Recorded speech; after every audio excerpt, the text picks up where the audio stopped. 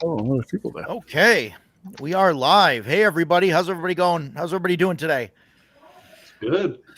So today, so we are joined by Greg Christopher, aka Chubby Funster, and we're going to be talking about all of his wonderful works and his design process and his YouTube channel and all of that good stuff. First, as usual, I am Roger. To my right is Jason, and below me is Stan Ducato, Troll Den Painting. And if Greg, I know you've got a lot of subscribers, but hey, if there's anybody that's on my channel that isn't subscribed to Greg's channel, please jump on. I think you'll love his content. He's got some awesome videos out there. Especially if you like the long form kind of deep dive stuff. Thank you. So we want to get to Greg. I know that's a big thing and everybody's going to have questions and stuff for him. First, I just want to go around and just talk about what gaming and stuff that we've done in the last week or so. I really don't have much that I've done in the last week. We just had our campaign on Sunday with Jason. He's in my home game, and a few of the other guys, and we're playing low levels this week. Level one, brand new. The high level guys are like 8, 9, something like that. Yeah, the higher level guys, and so we did first level, brand new first level guys doing some wilderness exploration and stuff. It was really a good time. And I'm prepping to run my my superhero game short campaign. It's going to be 4 or 5 sessions. That's what I got there. Yeah, and you got a super chat there. Yeah, thank you, my Air Trumpet. Air Trumpet is in Australia. Big fan, long relationship, but going back on when I've been on Eric's show, Tin Car's show for a long time. Great guy. Thank you, buddy. Cool. Yeah. So Jason, what else have you been up to in gaming this week? Just your campaign, really. Spending money on things I don't need to buy and being happy that I'm doing it. That's what I'm doing. Yeah. Greg, what kind of gaming have you done? You've done your online. I've played 2 sessions in the past week. One, I GM'd them both. I didn't play, I guess, technically. One was Shadow Rim. That was a live play, I guess, a week and a day ago. This week, Mike, one of our players, is in Scotland on vacation, so we decided to just pass for a week. But they wanted to play a few sessions in Shadow Rim, which is my Skyrim adaptation into Shadow Dark. Sorry, my son was just playing Long Dark on our Xbox. Dark is very common in game names, I guess. Yeah. But yeah, it kind of tries to recreate that feel of being in Skyrim, and you can see on the live play, like, they are collecting ingredients and like testing to see how they work. And I'm hoping that within the next few sessions they'll have enough stuff they can start actually brewing potions. One of the criticisms, there haven't been a lot of criticisms of Shadowrun, but one of the consistent things is people say that, like, they feel like the just rolling off the star sign isn't as strong as a default Shadow Dark character. And I'm like, yeah, but a default Shadow Dark character can't do alchemy, and they can't do enchanting, and they can't do all these things that are built into the core. So yeah, I think it's really good to see it be created. Bacon's in the chat. He's playing in there with us. Death Angel Shadow, and then Erudite DM Mike playing in there. And my friend Luke is also my Saturday night game. He's on that game as well. And then on Saturday night, we played Gods of the Forbidden North, and they almost got killed by a wild card guy who, as written in the book, he's just a halfling who's looking to hire people to go on a quest up to the northern parts of the tundra. Mm-hmm. And I had to have Rob Alderman, who wrote the book, occasionally plays with us. So I have to keep things really different so he's not figuring everything out automatically. And sure. So turn this guy into like a total wild card who just does all kinds of crazy stuff. And he's now pursuing them and stealing from them and all kinds of things. And he tried to lock him into a barrow mound and kill him last Saturday. I made a post on my YouTube channel about it. So it's been good. We're in like a golden age of role-playing games. I couldn't ask for more. So yeah, excellent. This is the highlight of my Sunday session right here. Ran away from a single hill giant. We had four first level guys, and they were debating. Not a bad plan, really. No, and we didn't. It's not like we were attacked by the hill giant. My ranger saw the hill giant and said we should go the other way, and that's what we did. Yeah. Yes. Yeah. What was the encounter distance on that? At least 150 feet. What happened was my ranger was skying ahead, and I saw a deer, and I drew my bow back to shoot dinner, and a huge boulder came down and smashed the deer, and I said, "Oh my God!"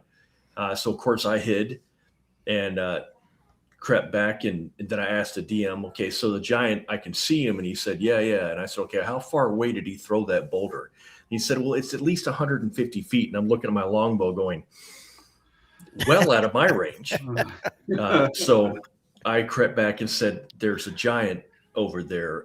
We need to go the other way." And Ken is playing a paladin, and he was like, "Well, why wouldn't we go attack the giant?" And I was like, it's a giant, and he throws big rocks that single shot deer. I know. Maybe we'll come back later and find him." And he was like, "Oh, fine." We also avoided some ogres. Same situation. We're still alive. So as far as I'm concerned, we made the right decision. That's right. And people make comments in my YouTube videos like, "You just randomly killed this dude, but you guys managed to not get killed by using your brain." That's right. Yeah. That's how it works. Later on in the evening, we saw 8 or so orcs, and my guy, his backstory, he has a hatred for orcs, so he was all like bloodthirsty on killing the orcs, and then the paladin was like, "Well, there's 8 of them," and I was like, "I think we can take them." And he said, "Well, you didn't want to attack the one hill giant," and I was like, "The orcs cannot one-shot me. I know what they're using."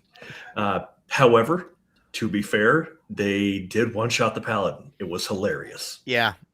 But he survived it. Only brought him to 0. Only unconscious. Yes, with one shot. And I was like, "Ooh, so, I'm going to have a hard time explaining that one to him." Yeah. But we survived. We killed them all. It was the only character with healing got taken out. But, Yes. Whoops. Yeah. And it doesn't help. I wanted to text Stan, but I don't. I try not to pick up my phone during the game.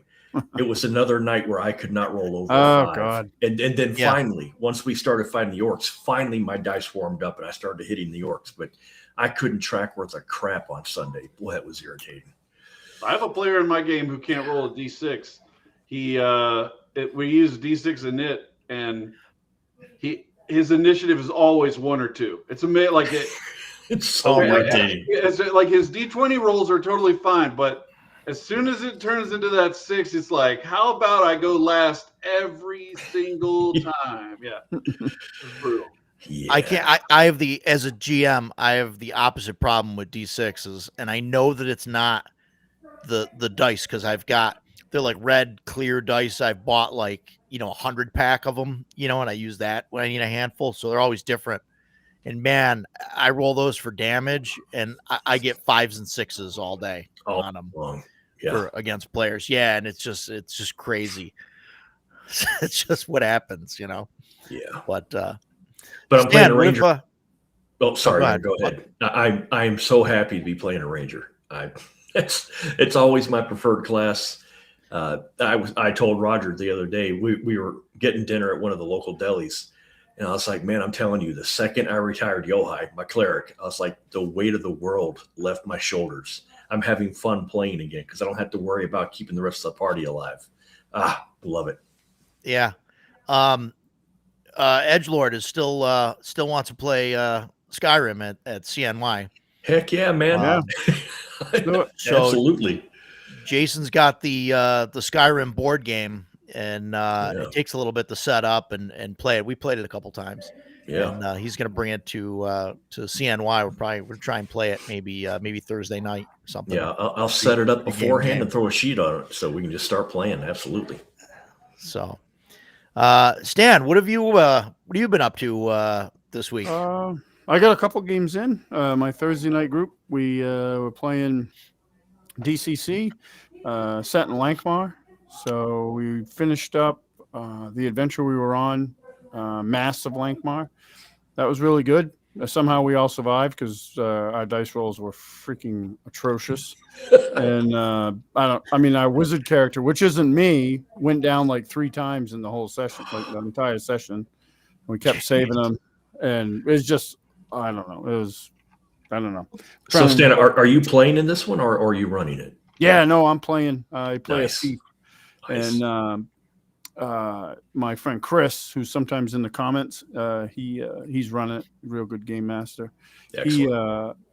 What happened with that was I was cleaning house and I had extra Lankmar novels and I gave them to him, and he had never read them, but he likes to read. So he read them and he was like, "Oh, this is really cool. I like this." Yeah. And then he was at the game store and he was like, he saw the DCC box set and he's like, "Well, that's got to be the same thing." Of course. And then he bought it and here we are. So Nice. Yeah, it was really good though. It was fun. We're going to do another adventure, I think. Excuse me. I think he said it was a shorter one, but we only really played, that was only took us like 3 sessions really, because we did do a funnel, which DCC Lankmar doesn't really do, but we wanted to do it to have the experience. And then it only really took 3 sessions to sort that out. And so we're going to do another one. I don't know how long it'll take, but it was a lot of fun. And then on Saturday, I play in a monthly Dragonbane game that's run by my friend Brian. We're using the Mega Dungeon Ave Nox, which is a system neutral Mega Dungeon. So we played that, reached the 3rd level of the dungeon, and dropped right into the middle of a huge friggin' shit show of a cult. And he had us roll randomly. We were the ones that determined what were there with our dice rolls, and we made the worst possible rolls we could have, because that place was chock-a-block full of people, and it's the biggest battle I've ever been in Dragonbane. I've played a lot of Dragonbane.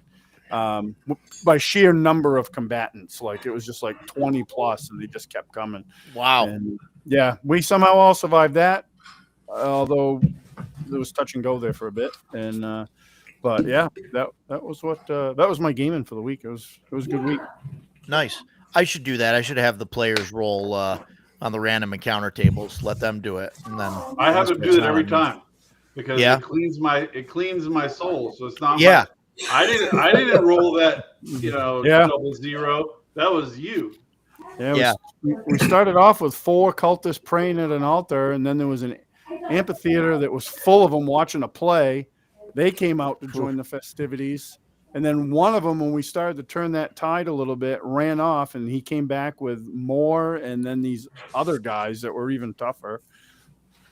It was, if we didn't have our we have henchmen, which is helpful. So it was, give us some extra bodies, but it was still, that was a pretty tough fight. It was actually, I was talking about it today. I was working at the game store when I was talking to my friend, and it was interesting because, like, typically in Dragonbane, the combats are really fast, and this was longer because we weren't fighting a monster; we were fighting people. Several people. They're you're making rolls for everything. Where in the monster, you just roll for what attack they hit you with, and that's it. you don't have to roll for attacks or anything like that. You just roll the type of attack they do. So it was a longer combat too, but it's fun. Cool. What we didn't Edgelord, we didn't get the Shadow Rim yet. I'm holding back on the Skyrim talk as far as I can, because these guys are going to want to talk for a couple hours on that. So I want to make sure I can ask Greg all the questions that I want to that aren't Skyrim related before they go crazy on that. But no, it's okay. It'll come up. I'm sure it'll weave its way in. It's my favorite baby out of all of them so far. No, and I like the game. I don't want to sound like I'm bad mouthing. I'm just not as invested in the Skyrim world. Shadow Rim, though, I think is fantastic. I really do. I kind of want to run it. The only reason that I won't run it or feel that I shouldn't run it is because Jason will definitely be in the game, and I think he'll critique every bit of it. I won't, dude. I won't. I know. Why can't he run it? Well, you just let him run it. Let him run it, yeah. Because then I won't get to play. He wants to play it, yeah. I want to play. What have you guys bought anything or got anything cool in the mail showing up in the last couple weeks or so? What do you I know Jason wants to talk about his Stan and I were talking about Skyrim for like half an hour before the show started last week. And he was talking about, because it was Black Friday. So he was like, yeah, you got to check this and this.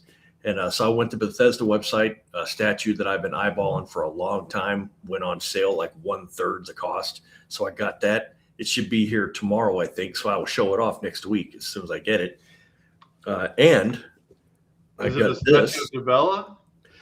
No, it's the diorama of Molag Bal and the 3 adventurers around him. Oh, okay. Oh, I got to check that out. Hey.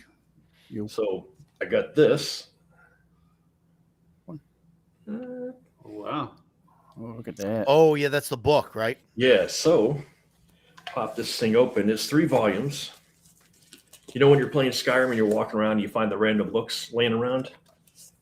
Every single book in the game is in this. Wow. Yeah. Every single one. And so you can find some art here for you guys. Oh, that's really nice. Yeah, that's cool. The art's great. Man, I was so excited when I saw this. So I got that. Yeah, that's cool. Yes, so that's my nerd stuff going on. But I'm looking forward to getting that statue, and I am very. I gotta check that out. I haven't seen that. Is the statue? It's all painted and everything. Oh yeah, painted, yeah. It's similar to the stuff that's back there. The statue on the far right, over towards the corner, that's one of the gods that came out for the Miramore expansion on ESO. I just forgot her name. It starts with an I. That's from Bethesda. The Molag Bal statue in the center is from the collector's edition. I've been playing ESO since beta, so that's from the collector's edition ESO.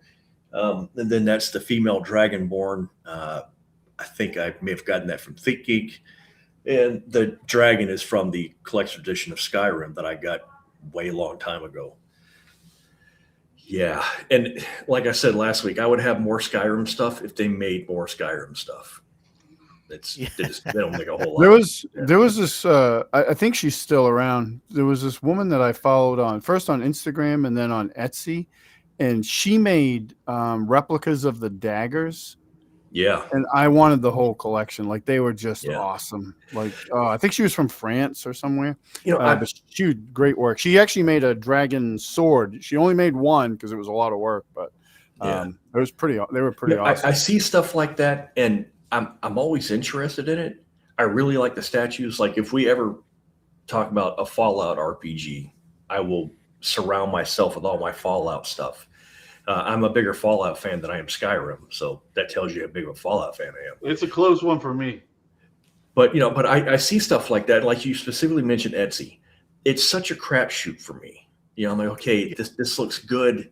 I'm going to spend $100 on this thing, and then you get it, and it's like, oh, what did I buy? Yeah. And so if it's on the Bethesda official website, then I'm like, okay, this is good. I'm going to get it. I've never been disappointed by anything I bought from them. So that's what I'm just going to stick with. That's cool. Yeah. Cool. Greg, you pick up anything recently? In the interest of getting things done, I have not been buying a lot of new things lately. Yeah. There's a few little I like little video game that is like a $5 or $10 indie game that I can play for a little bit and then I can put away. That's the thing. Yeah. If I'm like I'm going to start a new Fallout 4 campaign, that's committing to another 120 hours. Yep. Of whatever. Yes. And people were like, "Well, you could buy this, equally large game that you don't have." I'm like, "No, I can't do that either because then I will not get these books written. I won't get these videos made. I won't get this stuff done." Yeah. So and we want you to keep writing books, making stuff. Yeah.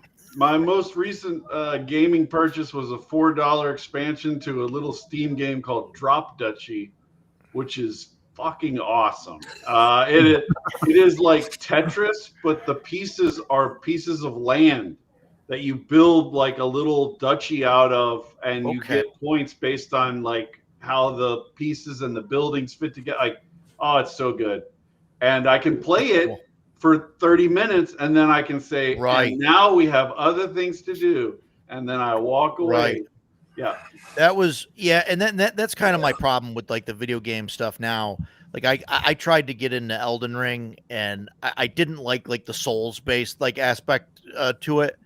But man, like you go in and you're like, okay, I'm gonna do this one quest. And it's like, okay, well, now on the way to like do this thing, there's like 8 more things that you have to do and all this other stuff. Later. Yeah. Before you know it, it's like, the sun set and came back up again. And, so I try and like avoid like the large, video games and things like that, for those reasons. Ken is going to run, locally, he's going to run a Fallout game with Ashes Without Number. Mm-hmm.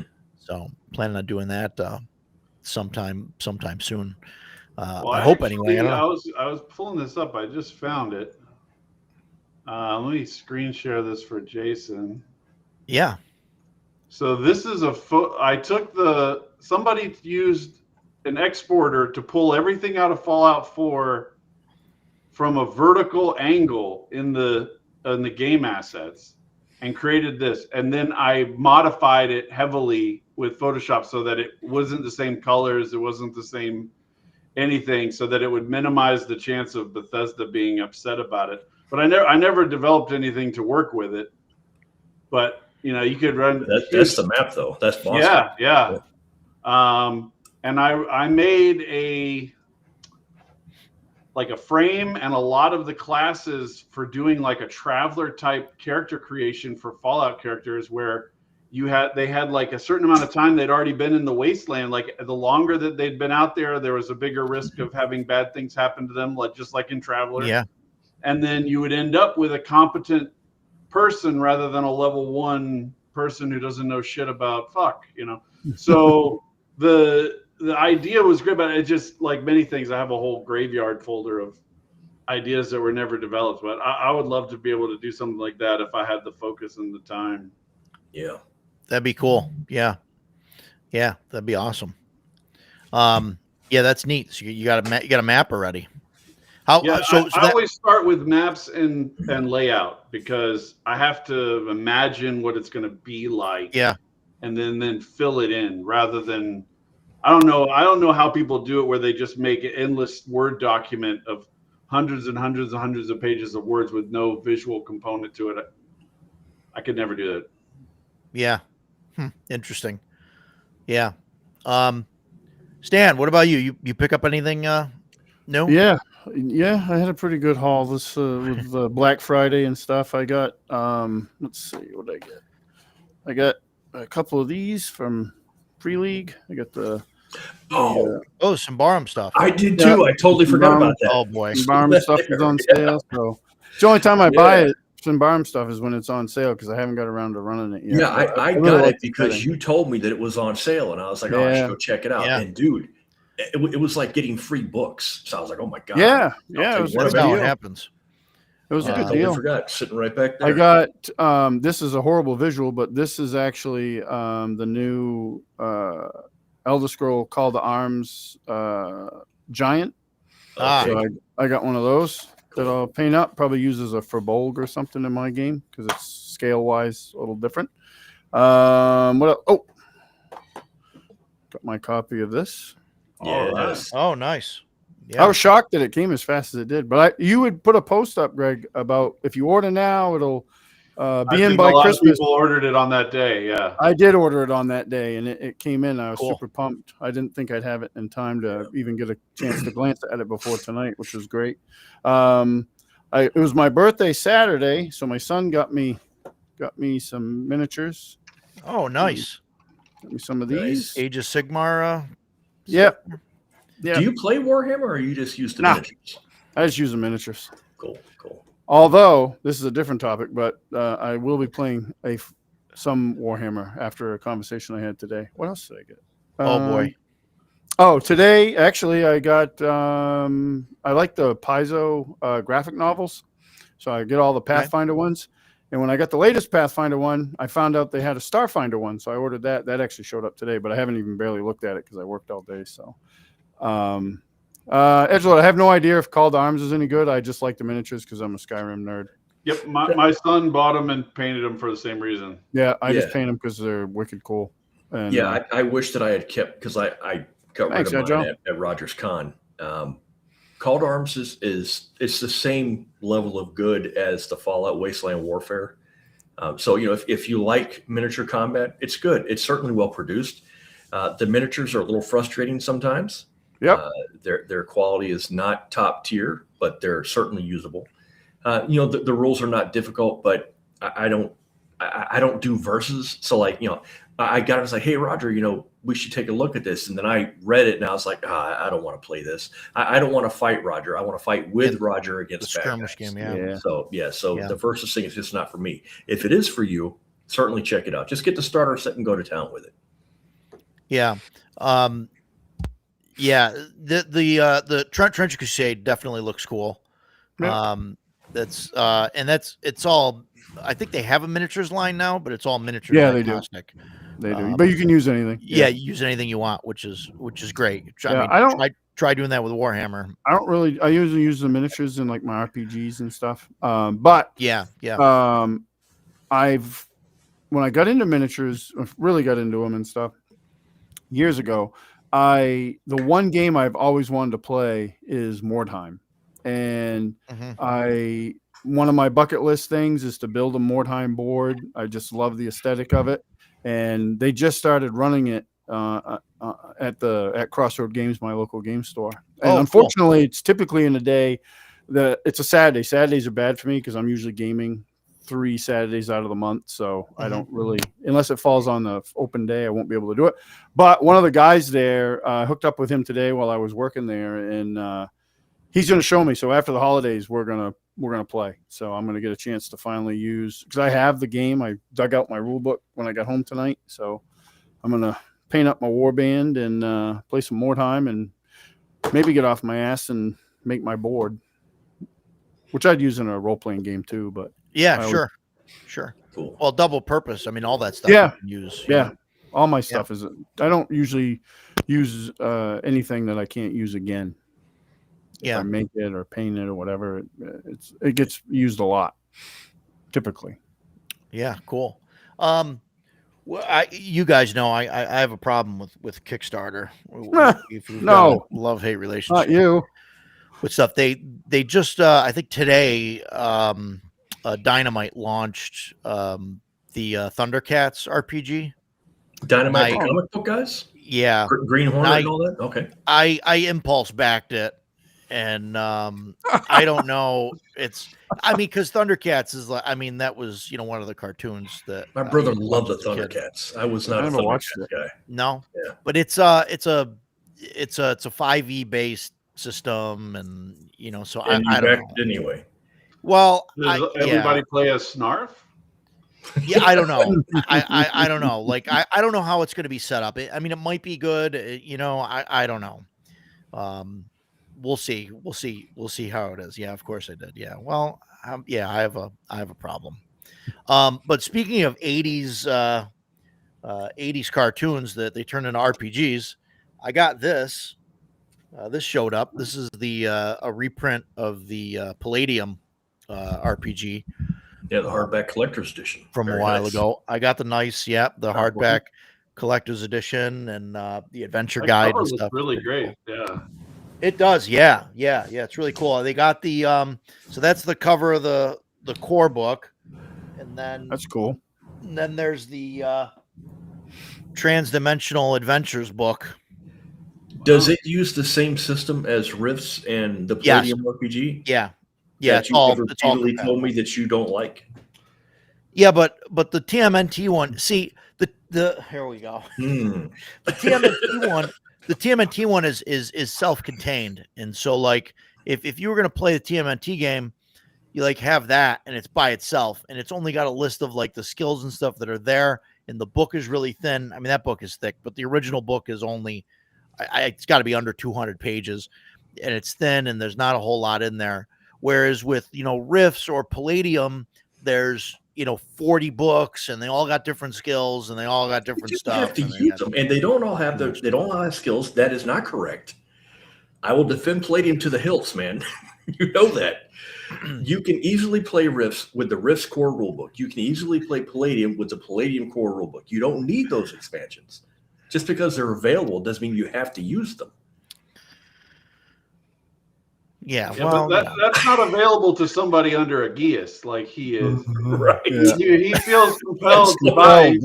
He was hit by a genie when he was a kid, and he was told, buy it all. Yeah. Self-contained, yeah. I mean, yeah. It's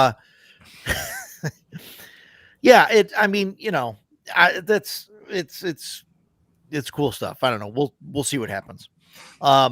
I picked this up at a convention a few weeks ago because of you, Greg. This is all your fault. Because you said it was amazing, and then put a whole video guide. I don't actually have the physical box. That's awesome. Like, I've never seen it at local stores, and I know if I bought it, I don't have anybody to play with it here except my son. I play it all online on VTT, and I already have my VTT all set up for it and everything. If they had it at my local store, I'd probably feel compelled to buy it at some point. But what VTT do you use? I just use Roll20 for it because not only do I use Roll20 with my game groups, but I've run several games for team building, I guess is the best word for it, team building at work, and played it with somebody who's never even played a role-playing game before. Roll20 is so simple and easy enough to use. They don't have to learn how to use macros of any kind. They don't have to use any of that stuff. And I can just take someone who I've worked with. We all work remote in my company. So I take somebody that I've worked with. I can just explain a few things and give them access to this, and it works, right? And they can see where they are in the place and move their token around, and I don't need to have it fully model the whole system, integrated checks and all kinds of stuff like that. I can just make it work. Mm-hmm. The barrier to teaching a brand new person how to use Roll20 is incredibly low. /R and then type whatever. You're good. Yeah. Yeah. Right. That's true. Yeah. Have you seen the new Alien book, Greg? I haven't, because of all the videos and Chubby Funstering I've been doing. I got Destroyer of Worlds 2 years ago when I had a much lower workload. Now it's so much. I with so many things today. This is not just Alien. There's a huge risk of buying right after it comes out, because so many products get corrupted, whether it's a movie or a video game or something like I'm glad I didn't buy Starfield from Bethesda on the day that it came out. I'm glad, because it's not for me. I wouldn't have known that, because all the predictions that you would have in the past of this is made by a company that I can trust, that's no longer true. This is made by a team or made by I know that it's going to appeal. So I almost wait 6 months on anything, even unless it's from somebody I personally know. Like I would just caution. I don't want. I'm just tired of swinging and missing the football. Lucy keeps pulling out the football, and I'm done with it. Man, you mentioned Starfield.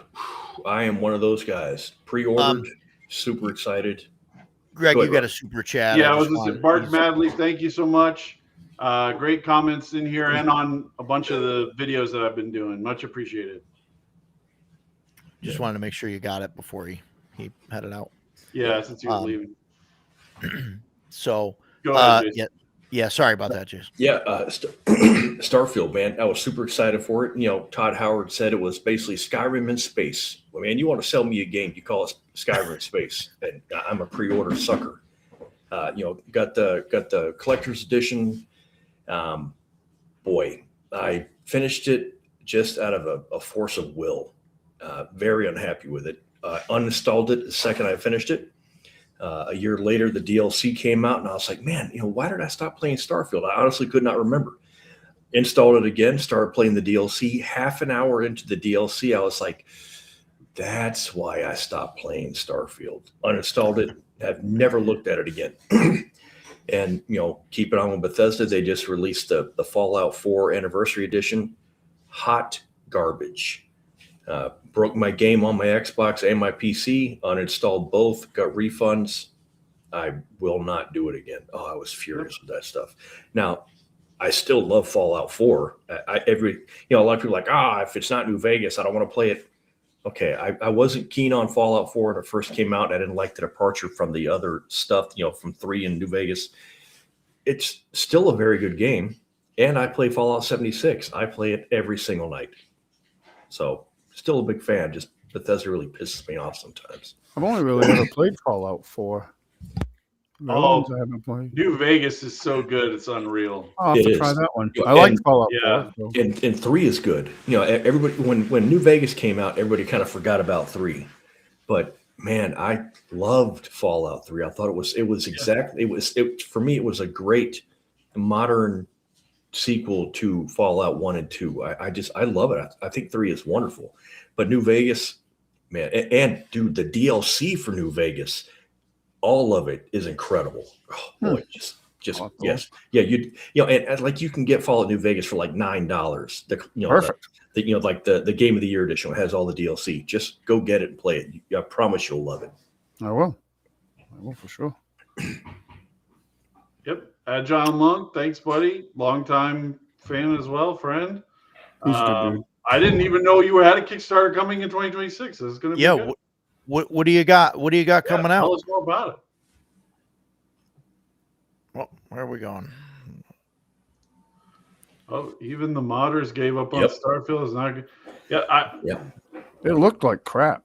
Yeah, in fact, the modder community released a statement together, and it was, quote, "The game is trash, and we are not going to mod this." Oof. Yeah. There was a time when I would buy any Star Wars video game, period. Just as soon as it came out, Star Wars video game, I'm buying that. That day is long gone now. Yeah. Did you play the MMO, the Old Republic? No. The only MMO that I've ever really gotten into was World of Tanks. Which wow. Yeah, I thought you were going to say World of Warcraft. There's one reason it's fantastic. This is in my opinion the key green flag for a MMO. Arnold Schwarzenegger plays it. The average age of the average player. So the average age of World of Tanks players is like 35 compared to like 21 or 18 for some of these other ones. Yeah. And so you would actually get pretty reasonable people that were part of playing the game.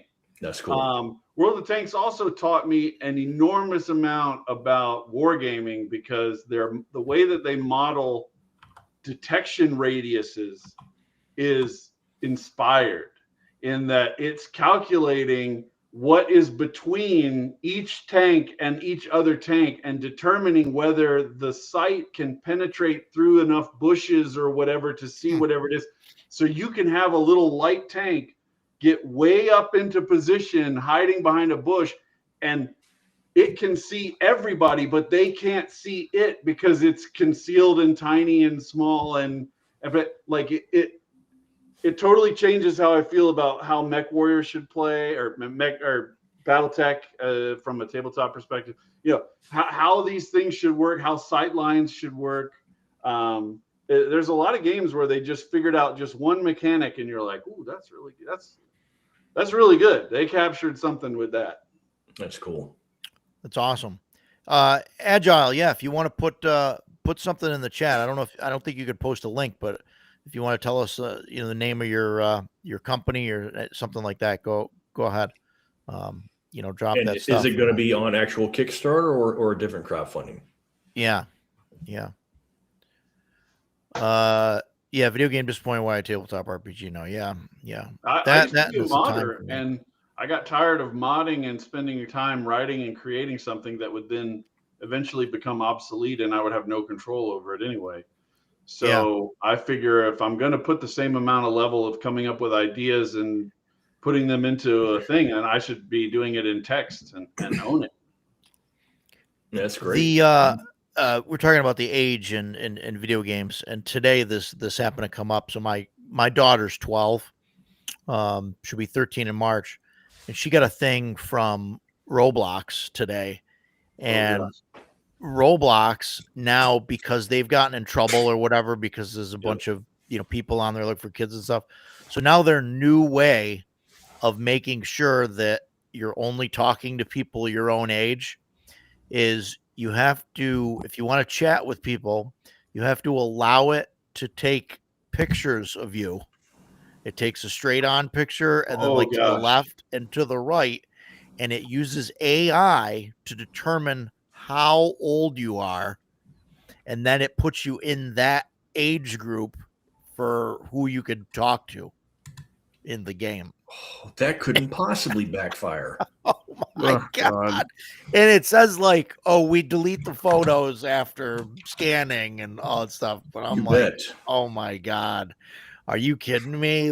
This is ridiculous. So that's their way of solving the problem. Sheesh. I'm like, oh my God. Yeah. Wow.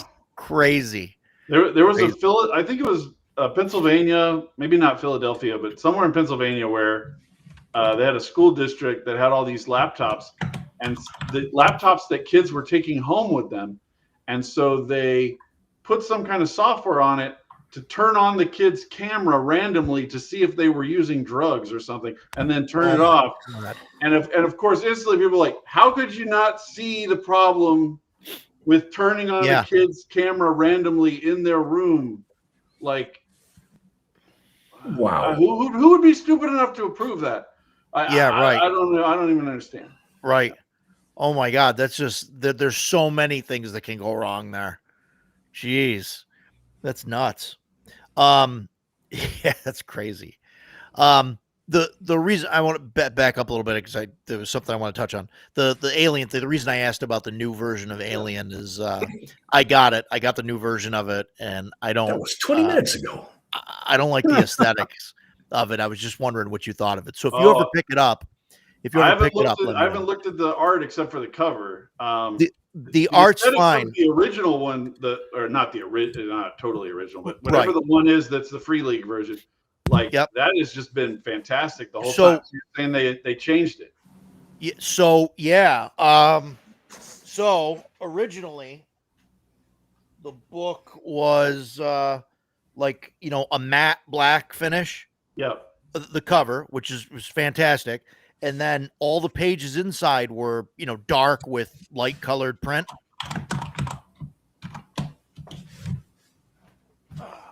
So we got, this is the original one.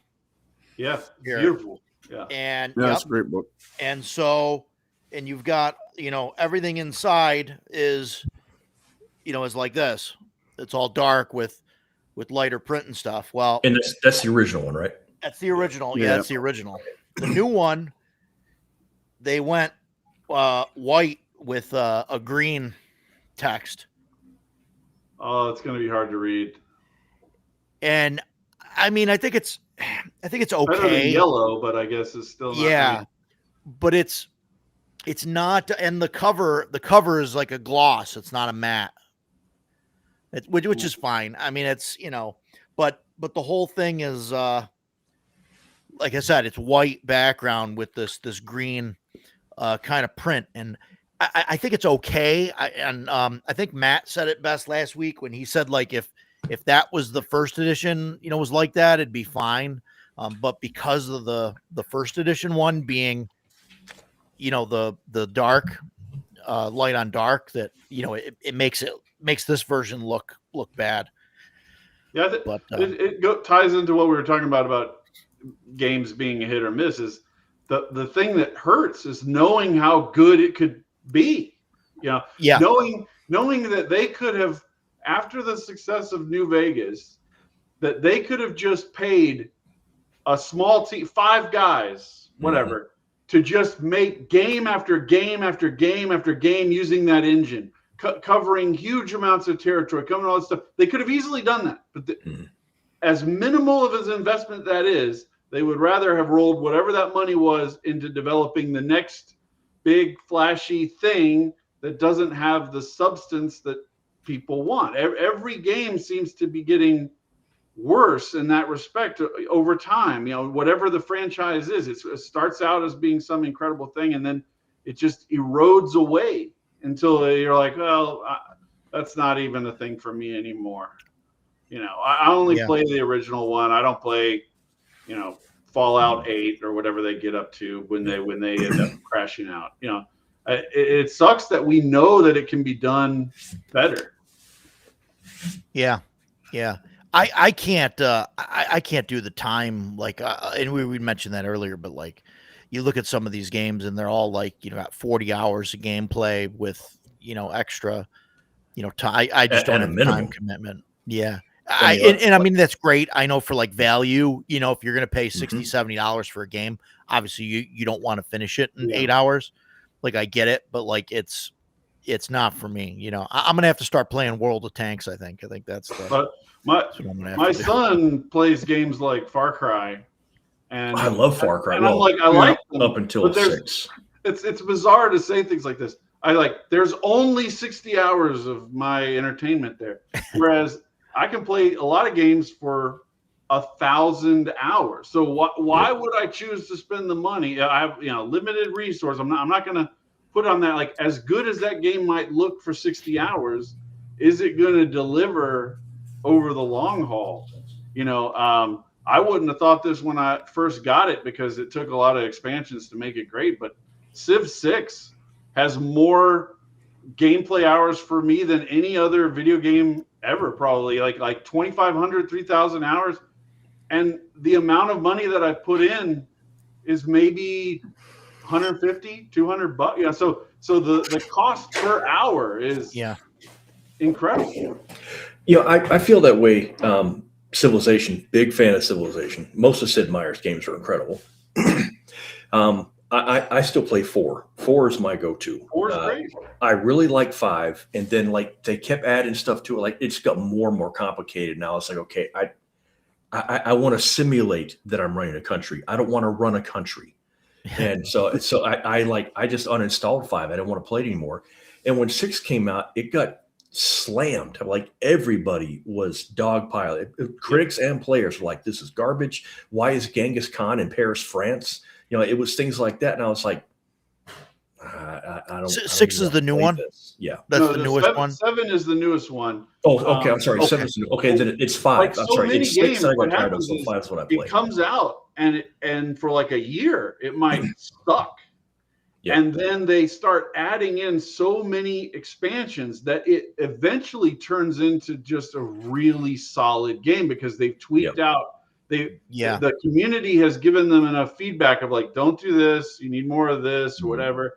And you end up getting to where it's almost perfect. And then they're like, well, we've perfected this.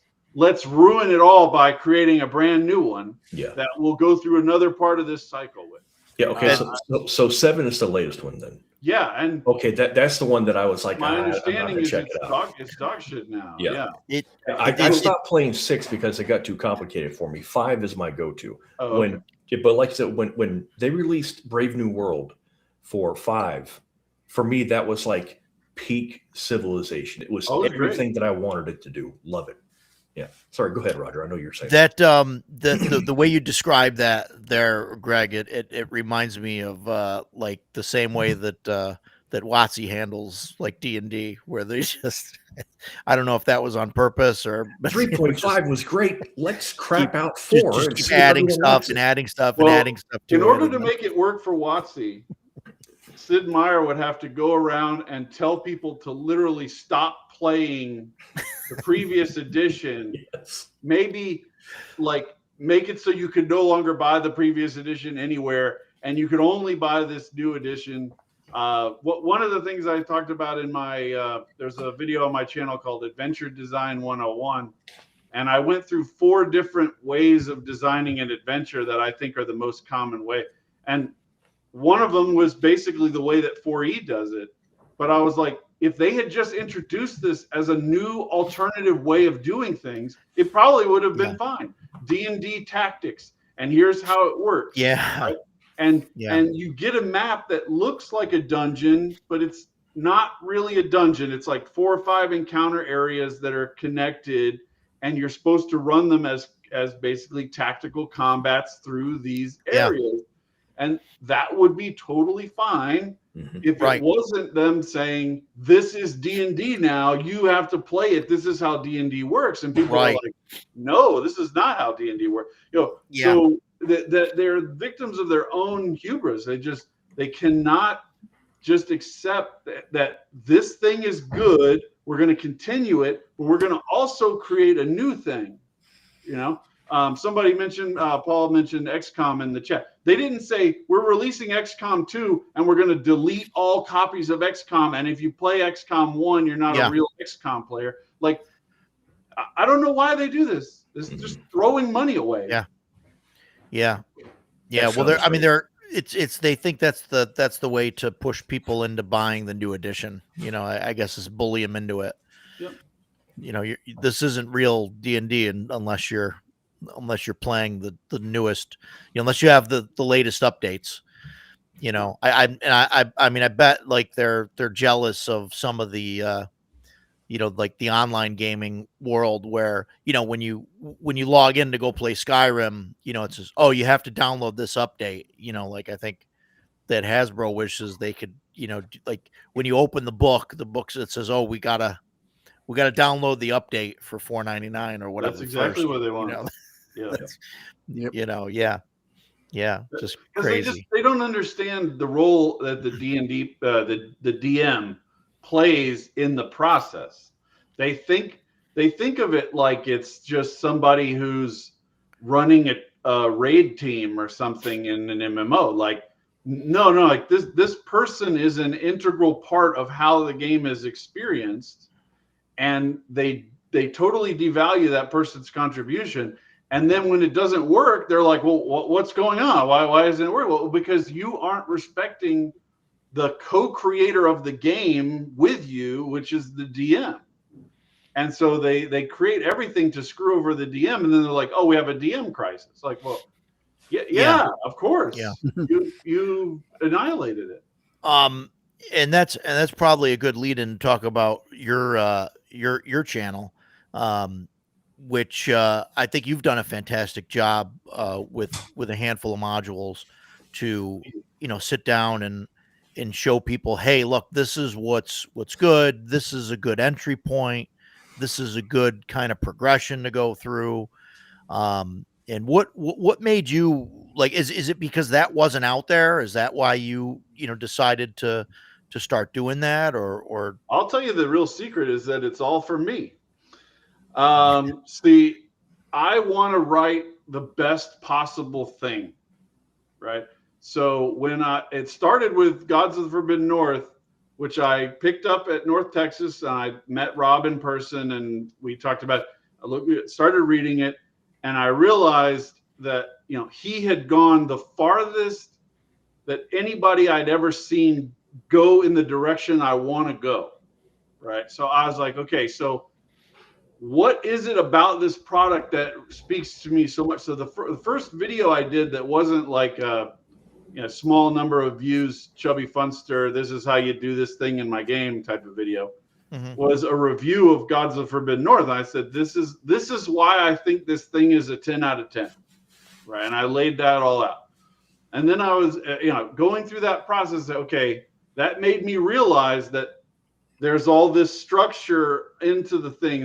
So then I made a video about dungeon design. That's like, this is how I think dungeon design should work. And then I said, okay, well, how does that done in this module? And then I broke down individual modules. Someone mentioned King's Festival in the chat a little while ago. I broke down King's Festival. I was like, this is what it's like to run King's Festival. This is what it says in the book. And so many people want to offer their opinions on things, having just skimmed through a book and never run it, never read it really deeply, doesn't know anything. And so the mission for me is to get to the point where I can articulate to myself why this is so good, so that then when I make my own content, it will align with that, right? Because it's very hard to have self-awareness of your own writing at that level. It's just very difficult. So I think there's like a premise of, if you want to learn a particular thing, teach it to somebody else, because in the process of coming up with all the ways that you're going to explain it to this other person, you're solidifying it all in your own brain. And that's what I'm doing. So I'm not doing this for any, public or any particular idea. It's just, this is how I think it works. This is why this is mechanically what I think is happening when we play this game. And so, like, my most successful video so far was about cognitive load. And there's so many things that when I'm a GM, I wish I was doing better. And so I'm saying, like, why is it that I can't consistently do this thing? I want to do the thing. Why can't I accomplish this? And the reason is because at the time I'm trying to do the thing, there's all these things going on in my head for other systems in the game, and I'm overlooking that thing consistently. And say, so how can we design a game or a module or whatever it is so that doesn't happen, right? So, like, I have a hard time remembering when people have light sources or don't, right? Just being on a VTT where I have to turn on auras and stuff, that makes me manually think about it in a way that I didn't think about before I had a VTT. So, like, what tools can we create, like Torch Timer in Shadow Dark, or equipment slots so that you can't really cheat encumbrance, or this or that different thing. That's one of the reasons I like Shadow Dark, is it most aligns with those ideas. But there's so much more to be done. I mean, Shadow Dark is just a step in the right direction in terms of dealing with, how can I make sure I don't forget that they're paying their hirelings? I don't know. I don't have an answer to that question. I'm constantly running into that. I constantly forget to ask, hey, did you pay that mercenary group that you hired to defend your fort? I can't remember that. Why? How can I fix that? So the whole architecture of all these videos is for me to answer those questions. Well, I can answer that question if you haven't answered it yourself yet. But my game, I use the real world calendar in my game, and when the first of the month comes around in game, which is always near the first of the real month, I've got a player that tracks all of that stuff, and that's when all the mercenaries get paid and all the payouts happen and all the things happen. So it all happens all at once. We do all that math, in a 10-minute thing, instead of like trying to do it, every week or whatever in game, but that's how we do it. I don't know if that's the right way to do it, but I bet you I'll figure out some way to screw that up. Yeah, well, I'll forget to add. It'll be the 5th, and I'll be like, oh crap, I forgot to ask you guys about that on the 1st. Yeah. But that's what I'm saying. Like, that's what I want to work towards, is some kind of structure, some kind of way to run the game, way to write the material so that it's easier for people to remember. A lot of just books they're written in a linear fashion rather than in chunks that the GM can more easily load into their brain. There's all kinds of different ways that we can improve just the writing process.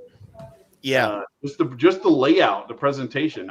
I do my own layout. I've done layout for my job for a long time. And so to me, when I see, I pick up a menu at a restaurant, and yes, there's food listed on it, but my first thing is I'm looking at all of the columns and the way that the headers are working and everything like that. That's just because I've done layout for a certain amount of time. Mm-hmm. How many people in role-playing games think about the layout? Mostly they think about writing or stat blocks or whatever. They just don't think about it. So there's so many ways we can improve.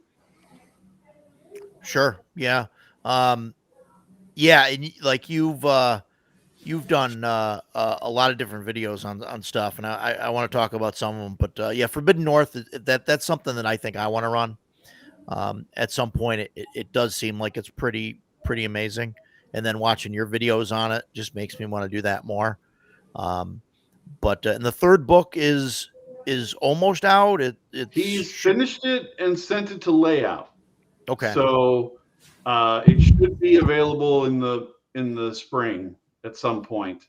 Okay. Cool. I just reshared a post from him today where he said he finally did the last part. Like he had been sending it in chunks to lay out, as things got solidified, and he said he's done the last one now. And this is all the underworld? No. So the first volume one is the surface world. Volume 2 is the underworld, which is the same size map. Like so I think it's it's like a 20 by 30 hex map for the surface, and the underworld is a 20 by 30 hex map that perfectly lines up underneath it. And then volume 3 is the mega dungeon castle that goes between both. So on the surface, it's just a castle. In the underworld, it's this huge sprawling complex that's underneath there. Cool. And what system does this use? OSE. Okay. So OSE. And so when you're running it, you're using OSE? I made a game called Ambition and Avarice, and it was very much mechanically made to interact with all the old school. Labyrinth Lord was the dominant game at the time back then, but it would have worked with Osric or OSE or anything like that. And then it was totally fine when they were level 1. When they started going up levels, power balancing between systems became. I was already struggling enough with just running the thing. I was like, I just can't do this kind of on the fly translation of spells into other spells and stuff like that. I'm like, let's just go to OSE. So we just converted the characters to OSE. But we've been running at OSE for 15 sessions now, probably. Yeah. There is a lot of Shadow Dark specific stuff out there. But people have asked me, like, could you run it in Shadow Dark? And the problem is that the power curve levels in OSC, Labyrinth Lord, Osric type games compared to Shadow Dark are just different. There's a really long progression from first to much higher than 10th level in a lot of cases, and it just does not. It doesn't go 1-to-1. So you end up. It's okay for a while, and then it just stops being mathematically comparable, and the GM is going to be game designing. I think Rob said his task after Volume 3 is to begin doing conversions, and he's debating between 5e and Shadow Dark. He used to be really convinced that 5e was the best choice monetarily, popularity wise, but he has gotten so many requests for it in Shadow Dark that he's like, well, maybe I should do it in Shadow Dark first. So I don't know what his final decision is going to be. To answer Dan real quick, OSE Advanced. Yeah. And Edgelord, I have run Shadow Sun, but not in over a year. I've just been doing other stuff. There's a thing when you write your own material where you've play tested before it even goes to market. You've play tested and you've run it so much. After it goes to market, you play it for a little while, and then you're like, I played way more of this game than you guys. I'm gonna do something else. Well, and you got to start play testing the next thing. That's right. Yeah. So yeah. I've been enjoying the Forbidden North stuff, and that's I wanted to buy it. Somebody had it at auction at CNY, and I bid on it, but Tankar beat me to it. I heard about this. Yeah. So the premium Kickstarter edition ones are. The paper quality, the way it feels in your hand, it's just it's very nice. Yeah, that's cool. And I don't know if there's another Kickstarter for it. I don't know why I never backed it. I probably should have. I back everything else, but so I don't know why that slipped through. But if he ends up doing another Kickstarter, I'm definitely going to be, in on that. Otherwise, I'll get the PDFs first and then go from there. But I was thinking about running it in Shadow Dark. That's, that would probably be right. You could probably get up to level 3 or 4 before you started having serious issues, but then it will start to differ. Yeah, sure. There's so many more gradations and spell levels. The higher you get, like the difference between a 3rd level Shadow Dark spell and a 3rd level OSE spell starts to get really big. And there's a thing Alexander McCrease talks about with rules light systems, where eventually the GM has to make so many house rules that he's becoming more of the game designer than the system. Right. Yeah, it takes longer with different systems, but it can happen. And I think it would really happen if you were trying to meld between 2 incompatible things, because you're going to have to be coming up with all of the connections. Yeah, rules light is really rules heavy, just not yet. It's for the GM to do. Yeah. I mean, eventually it gets there. A lot of people who advocate for it, they have basically a software loaded on their brain that runs a particular thing, no matter whether they're running. They could be running Alien, they could be running OSE, they could be running Walking Dead. Doesn't matter, because they're using the same resolution, the same kind of instinctive response to different problems. So for them, it's okay to be rules light. They could do it in Star Wars because the game they're really running is in their head. It's not easy D6 or whatever you're running out. It's that their brain is the game engine. Yeah. Sure. Yeah, absolutely. Yeah, and I like rules light systems, and I mean, I think they have a place. I think they're good for smaller campaigns. I think after you get past 5 to 10 sessions, that's when you start to get bogged down by having to have, all these rulings end up piling up, and you end up having to adjudicate so much. So and I think that's where a lot of the a lot of people have moved to Shadow Dark, where it has enough on there where you can run a long form campaign with it, and it has enough rules on there, but it's light enough. It's kind of that perfect kind of right in the middle. We don't have a whole load of rules and stuff to deal with, but it's not, it's not like a Morkborg or something like that where, there's really nothing there, So my opinion anyway, but I agree. Yeah. I agree. Yeah. Run their thief 100 feet ahead of the party in the dungeon, leaving marks on the floor and chalkmarks, letting the party know which way they go.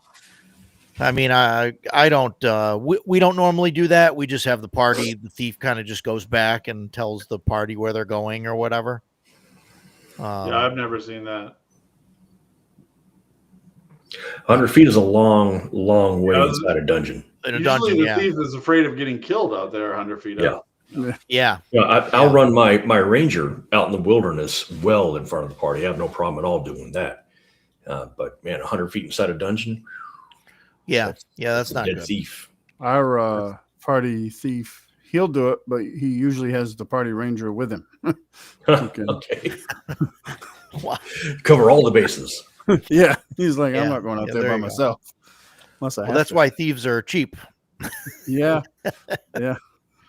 That's the one class that my guys in Forbidden North have really not had a lot of PCs in, because the solutions that they have are usually so conservative that they don't need a thief for it. The thief is for like bold moves, and they're like, oh no, we're not going to go in there. We're going to set a fire out here and put smoke in that, and then they'll come out to us.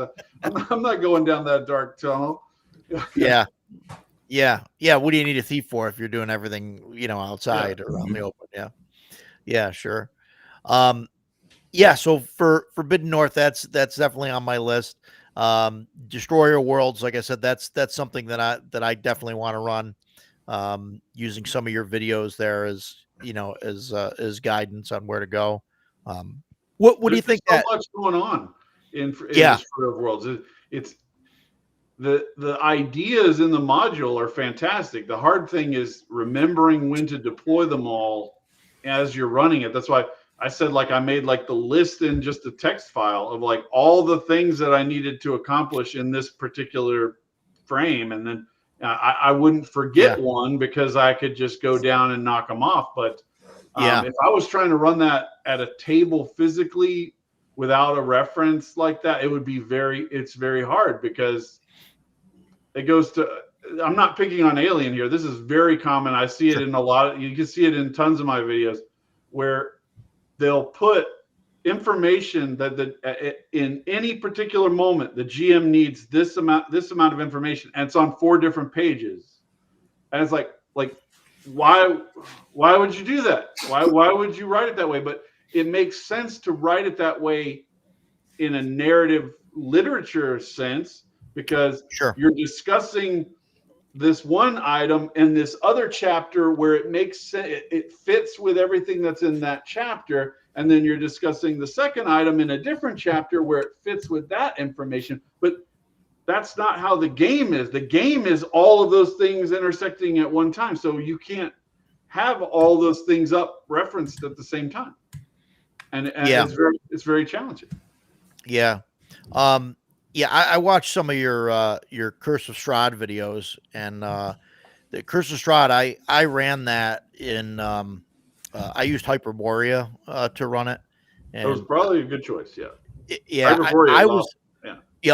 is great. It's fantastic. And I was a big fan of the original Ravenloft, and so Curse of Strahd seemed overwhelming, and I kind of ran in, I think, to like some of the same issues that you did going through it. Is just like there's no like cohesive thing going on, and it's just everything seems like scattered all over the place. And I ended up having to I probably rewrote, I don't know, half of it, maybe a third of it at least, and put in stuff from some of the second edition.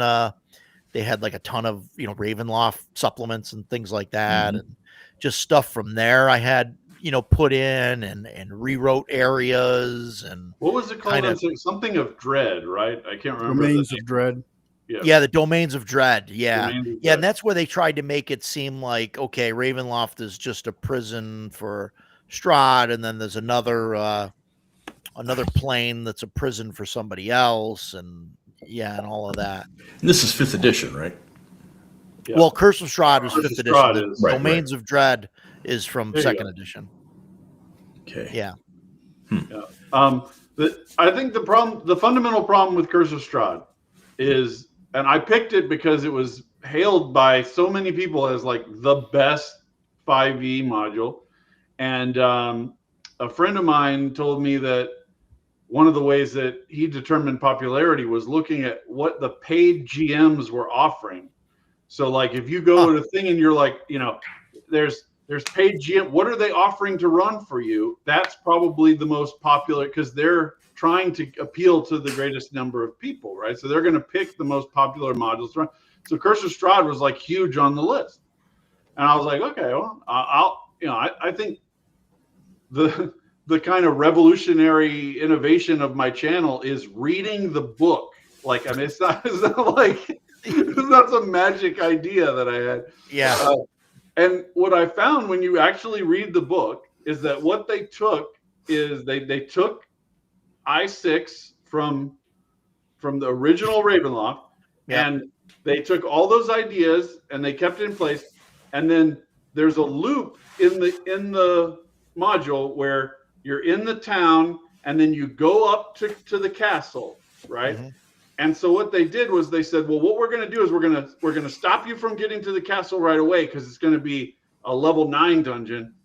And then we're going to add a whole bunch of useless shit over here to the west. And we're going to put all this stuff together, and it's not going to make sense why a lot of it is even there. It's not going to make sense, but it's going to provide you with stuff to grind your way through so that you can eventually get back to Castle Ravenloft and like just run it without all that useless crap to the west. Just run it originally and you probably would have been fine. Or make the stuff that you insert good. Another possible option. But they didn't do either of those. And it's hard to look at a beautiful physical product and have the mental focus, I guess is the word. It's to just strip all the beauty of the physical body out of the thing and just look at the text. Mm-hmm. And people really can't do that. And you can just have absolute dog shit in a beautiful layout with great art, and people are like, "Ooh, this is really good," because it just hits that primitive part of their brain, you know. Like, but there was a part of the Curse of Strahd where I had a page up from the book, and on the other half of the screen, I just put it in Notepad, you know, and I'm like, this is the same thing. Right? This is the same thing, and it sucks in both sides, you know. Just because it looks really good over here doesn't mean that it is good. It is just looking good. There's a lot of food that looks good that I've eaten and I don't want to eat it. It still looks good. There's no change. So that's been the thing. Like just reading. Sometimes I want to be like, I'll just strip the entire thing out into a Notepad file. And is it good as a Notepad file? Because if it's not, then it's not a good product anyway. Yeah. Yeah, no matter how much you dress it up or spray perfume on it or whatever, it doesn't. Yeah, you know that sort of thing's been around forever. I mean, advertising, advertising is all about making useless stuff look indispensable. But with WotC, it's the TikTok generation. You know, oh, this looks great. I'm going to get it, regardless of whether it's good or not. When they started releasing the black covers, the limited edition. You had to get in the store early to get the cover. It's the same book. And those black covers are really not that limited. You can find them anywhere now. But they told them, black cover, you're never going to find these anywhere else. So, I worked in a comic shop after I retired in Alaska. And we would order our new WotC books. Myself and one of the other players in the store, we grabbed a black edition out of the box, put 3 more up on the shelf, open the door up at 10 o'clock, and there are 20 people outside rushing in to get those 3 books for no reason other than that it looked good. So it's the same thing. And I totally agree. All of the, we've been accused of crapping on 5e, but, I think this is real. You can look at the early dungeons from first edition. A lot of them were just ridiculous because Gary just thought in ways that I still don't understand. Second edition, I thought the dungeons were really good. They were well created. The traps made sense to me. I enjoyed all of the second edition dungeons. 3.5, kind of the same thing. I thought most of them were pretty good. A lot of them were just re-editions of the earlier modules. And 5th edition came along, and I was one of those people that bought all into the 5th edition modules. I was thrilled to death to see, the what is it, Rise of Tiamat, or the Dragon series. Against the Giants. I was thrilled to see those. And when they released Curse of Strahd, I was super excited because I was a huge fan of it in second edition.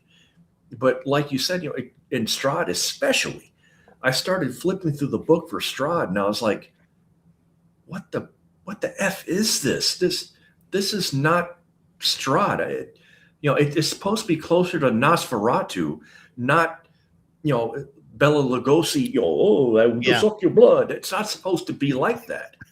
But that's what they turned it into. And I was just like, man, this sucks. Yeah. Whatever. I made a whole video. I think it's the 8th out of 10 where I had the Ian Malcolm from Jurassic Park going, is there going to be any dinosaurs on this dinosaur tour? And I had is there going to be any horror in this horror game? Like, where the hell is it? It's not here, and it just looked pretty, but the actual things were just lame and just very poorly designed. And it doesn't help that they started leaning heavily into DEI, and I'm not trying to get political, but that's in the module where they specifically don't call them whatever the hell they were called, the gypsies. We don't want to offend the gypsies. Okay, you mean the Romani that live in Romania? I don't think they're big D&D players. Who are you worried about offending here? And Stan brought this up. We were talking about this very thing a few weeks ago.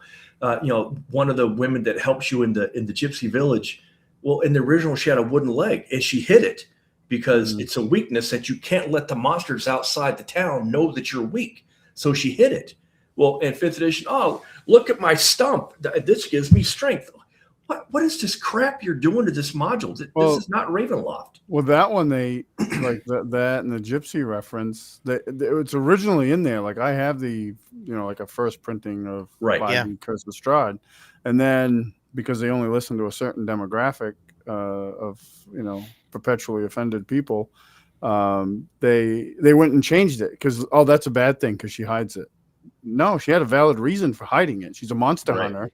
And she's like, here, you don't advertise your weaknesses to your enemy, right? But there's no grasp of that concept, well, they don't want you to have anything that you could actually want to destroy. That's another thing. So, like all of the early modules that talk about slavery, whether it's Dark Sun or outside of Dark Sun, there's a lot of it in Al-Qadim. There's a lot of it in just the B series modules have it in it. It's an evil thing that you're fighting against. So if you remove it, that just means there's no slavers to go fight. There's no slaves to free. There's nobody to do. So like, what do you think these people are doing? They're just sitting around in a world where there's no more problems, but they need adventurers. Like it just doesn't make sense. They want to remove the thing as if that's somehow helping people, but all it's doing is taking away the plot where you overcome those things. Yeah, you used to be able to go fought those people. And there's a group in Gods of the Forbidden North that are slavers. They wait for adventurers to leave the main town, headed for supposedly an easy score for adventurers. They ambush them and enslave them and then sell them to the criminal syndicate, right? My guys wiped them out. They killed every one of them. They they brought the slaves back to town. They were like, hey, freedom, it's great. You couldn't do that if those were just guys in a fort that weren't doing anything wrong. Now you'd be stealing their fort from them. You're the bad guy. Yeah. And you mentioned Al-Qadim. Al-Qadim is based specifically on the Ottoman Empire and the Arab Peninsula. If you're going to ignore slavery in that setting, then you are ignoring 75% of that setting. That's why they haven't remade it. I haven't done anything with it. Which is too bad because, man, that's the next Chubby Punster product. Actually, is it's going to be an Islamic setting. It's not actually Islam, but there's kind of an Islamic analog in the way that there is in Al-Qadim, and the culturally Islamic, and it's going to have way more than just the Arabian Peninsula. There's a Persian element to it. There's a steppe. There's a kind of a Cordoba type place. There's a Indonesia where Islam spread all the way down into Southeast Asia for people that don't know. There's like a northern India part. And using those things, because there's tons of great public domain art of all of those places, all of the buildings, all of the ruins, all of this kind of stuff that I wanted to tap into visually. And the number one thing that I've heard from people when I talk about it is they say, don't call it Islamic. Right. And I'm like, don't call it medieval fantasy then. Like, you're basing it on a particular set, like a particular part of life. And it's a great thing. To me, it's like, what are you ashamed? Are you ashamed of presenting this part of history to people in a fairly realistic way? Are you ashamed of people knowing things? That's kind of the problem that I have. But I think it's a great, there's tons of stuff to tap into with genies, and the way that Islam thinks about angels is totally different from the way the Christians model angels. They're like beings of light with all kinds of different stuff. They're not winged people. All these different things that you can do that are different and interesting and great. I have a video on my channel about a module called Reunion, which was written by two women who loved Al-Qadim, and Al-Qadim had just been canceled. And so they wrote this module for tournament play. And it was so successful at tournament play that WotC, after they took over the brand, WotC bought this from them and released it as the last thing for Al-Qadim, because it was at that time, two women wrote this great module. Let's celebrate that. Now WotC's ashamed of that module. It's crazy. They've got stickers on it about how bad it is. But the module is basically a love letter to Al-Qadim. There's parts where you have to have internalized the setting to the point that you make the right choices. So, like, for example, there's a strong, in real life in Islam and in Al-Qadim, there's a big emphasis on charitable giving to the poor. It is one of the pillars of Islam. Yeah, it's one of the pillars of Islam. So you're in the module, you're trying to get to this place with a limited time, and a beggar comes in front of you, and it says in the game, if they give the beggar alms, no problem, they just walk right back. If they give any resistance, then basically, like, fate has turned to you've broken the tenet of the religion, like, things go bad for you, right? So the actually advancing through the module, you have to understand the parts of the setting that these two women loved. That's why they put it in the module. It's bizarre to me that WotC's ashamed of this stuff. I just don't get it. Well, we don't talk about politics, so it's very difficult to talk about this without being political. I am trying. Yeah, me too.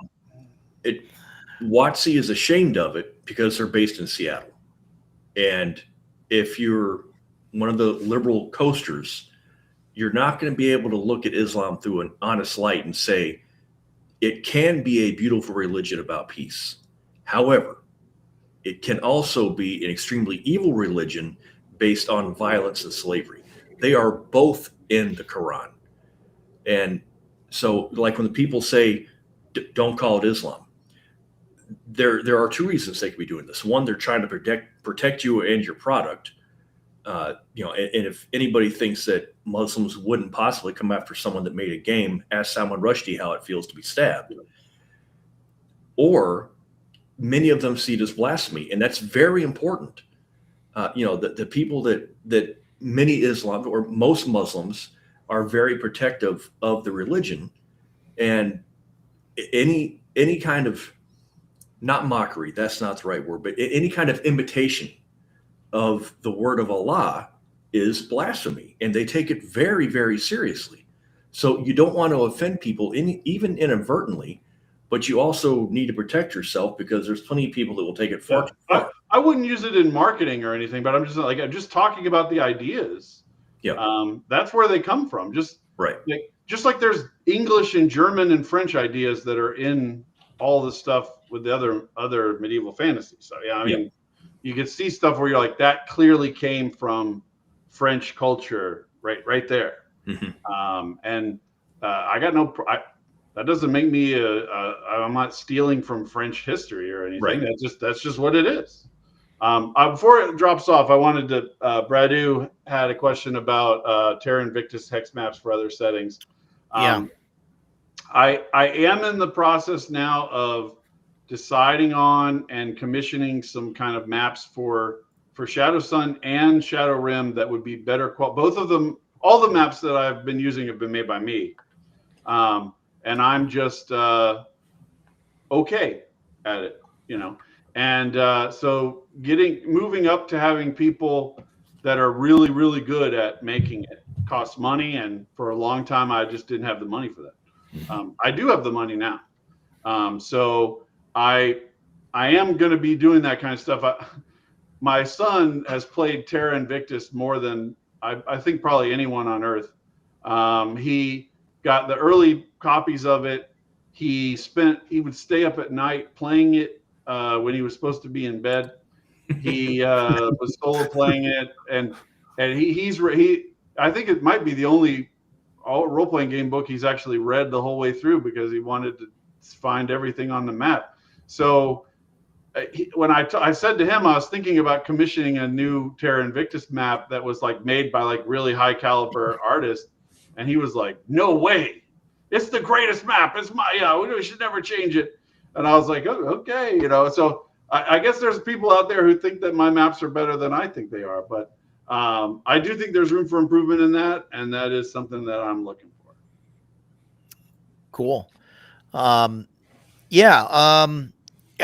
didn't get the Shadow Rim map, and I wish I did because there's all the hex keys in the book. So, I did get the maps. Yeah. That Shadow Rim is probably the one that I get the most comments on it because in all the other maps you kind of know what the terrain like. It's you can just default to desert if you're in Shadow Sun. In Terra Invictus, every hex is keyed, so it says in the key like you're in a forest, you're into this or whatever. But in Shadow Rim, there's like, is this a forest or is this taiga? Is this mountains or is this just rocky hill? Like it's close. And my perspective on a lot of it is just the GM is going to make that decision. I don't need to make it. If the GM says it's forest, it's forest. Yeah. I mean that makes a lot of sense. I mean to just have just dump it on the GM, you know, typical game designer. Well, that's how we do in Roger's campaign. He's got his map up on the wall, and and now, especially now, I'm playing the Ranger. I always want to know, and we go up to a green spot. I'm like, okay, I can see it's green. That's forest. Is this mountainous forest? Is it hilly? Oh, okay, that's hilly forest. Cool. I love it. Big fan of maps. So have you seen the Explorer in X2? I have not. They have a really awesome mechanic. I think should kind of the same thing for Thieves. They have some really great things that should just be copied elsewhere. Yeah, I agree. The Ranger is kind of the Explorer class in X2. As they reach certain levels, they start to gain familiarity with a certain number of hexes on the map as a class power. So like if you're within that Ranger's kind of territory, he knows all kinds of stuff about those hexes from leveling up and being in those hexes. And then it expands outward. And I wrote a module for X2 that starts you out at level 9, which is when you start to do the domain play. So like the idea is you don't have to go through all the lower level stuff. You just start out at the domain play level. And in order to make all the pre-gens, one of them is an explorer. I had to go and be like, these are the hexes that this guy is very familiar with. And it really connects the player to the land by having that. And that's the Warlords of... Warlords is the setting. Mulyadi the Conqueror is the module that's for level 9s. Yeah. Okay, cool. Yeah, Axe, that's been on my radar for a while. And I backed the It's above me, behind me, the wooden case with the Awesome. with the special books in it, the leather bound books and stuff. It's really cool stuff. I've talked to Macris a little bit online, and he's going to come on maybe next month. That's, We're going to that's have awesome. him on, He's a great guy. talk about X. Yeah. Yeah. His design stuff, he's very like mathematically oriented. Like he's got all of that stuff figured out, which is awesome. Well, like X2, I was in on the Kickstarter, and he sent us the art-free PDFs as soon as they were available. And I was going to bring this up when we were talking about in zero layout, it's still fantastic. Yeah. Right? I know that the layout had no impact on me at all. Yeah. I was playing it when it looked like a Word document. Yeah. His some of his ideas with like he's pulled out all of the utility spells from the wizard and stuff that overlap with thief abilities. Yes, we've talked about that before. I like that a lot. Which I think is cool because I've seen that in campaigns where you have, the thief is like, hey, I'm gonna go and try and pick that lock, and the wizard's like, knock, whatever. Knock that. Yeah, and it's like, oh, okay, well, like that was the thief's 15 minutes, and that was it. So things like that, and I think are really is really cool. But X2. So you wrote some stuff for X2 and then switched over to Shadow Dark. Is that? Well, I don't want to put words in your. I don't even switch. With everything that I do, I want the most people to play it as possible. That whenever you're a writer, you want the most people to read your book. Sure. That you can, right? And I created a bunch of things, and the things that have been the most successful energize me to go back and work in that same vein.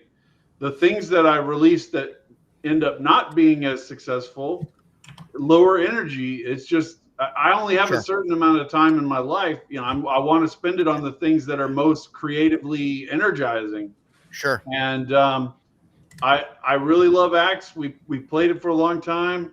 The market for what I was doing was just not there to the degree that and I've said this before, like if I wrote my own game called Ambition and Avarice, the sales for Ambition and Avarice are roughly on par with the sales of my supplements for Axe 2. So if I was just still in that same mold that I was in 4 or 5 years ago, that would have been fine. But Shadow Dark has so much more energy and fandom and power that's coming in, and there's just more people that want to look at it, want to touch the stuff.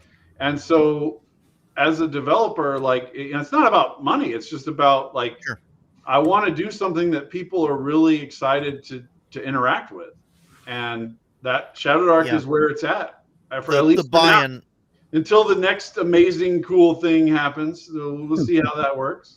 Yeah, the buy-in is definitely a lot lower.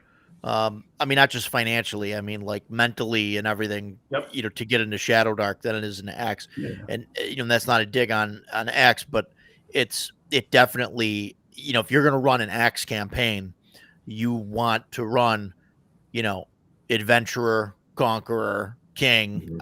Which is long the whole form, gamut. Yeah. Right, and so it's automatically it's going to be a long, campaign, and so there's a bigger buy-in, there's more stuff going on, obviously, and Shadow Dark is fairly I think Gods of the Forbidden North would be absolutely fantastic as an Axe 2 campaign.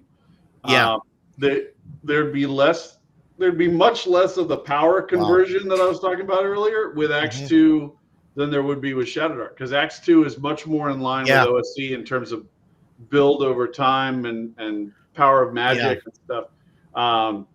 Both of their bases is in DX. It's not really a great land to conquer in a sense. That it's not like you'd basically be doing the colonial level of Acts 2, where you're trying to actually bring families to live on the land because there's nobody living on the land.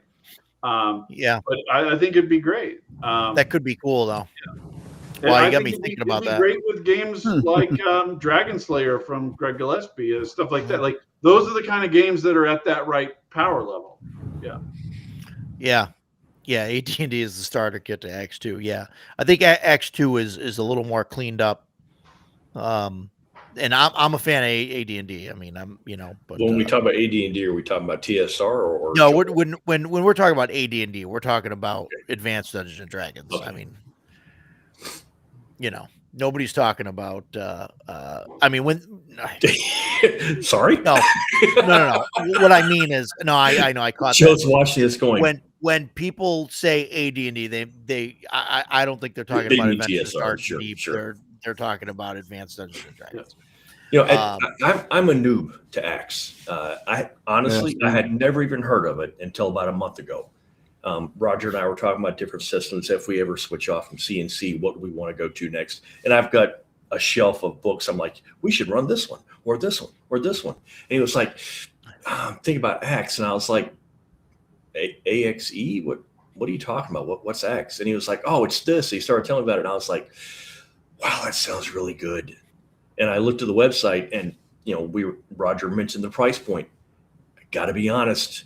I'm like, I spent $80 on Joe Block's AD&D, and now I'm looking at another 140 on Axe, to complete it. Because if I'm going to get one, I'm going to get the whole thing. I get it. And then I'm like, oh, man. Yeah. But saying that, though, if next Sunday we sat down and Roger said, this is our last week of CNC. Next week, we're going to start doing Axe. I'd be like, cool, no problem.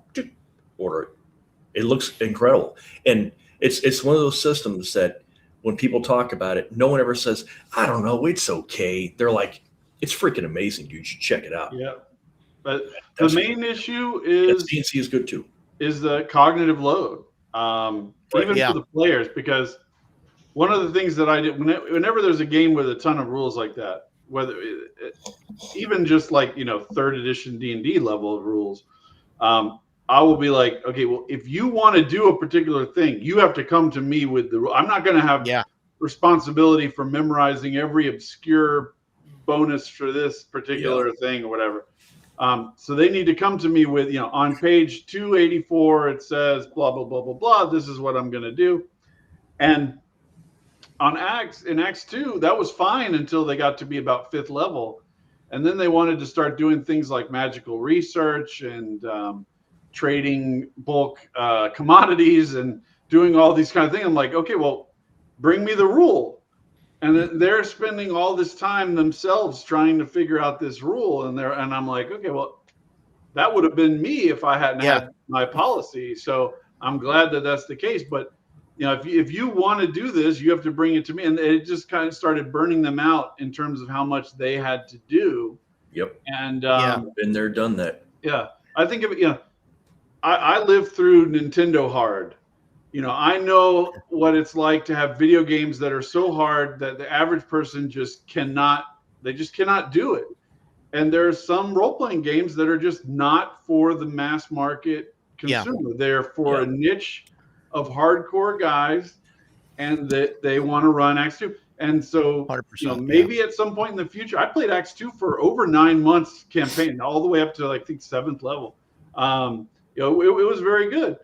If it came back around and I wanted to run it again, or my game group has rotating guys all the time. Somebody else came to me and said, hey, I want to run this Acts. I'm totally on board with it. I'm usually the person who's able to put the most investment into learning and doing the thing. So it's very rare that I'm going, well, I don't want to read that. I don't want to learn that. It's, I'm the most hardcore of all those guys. I'll say it right to their face. I'm better. Yeah. I have no idea what that's like. Yeah. Right.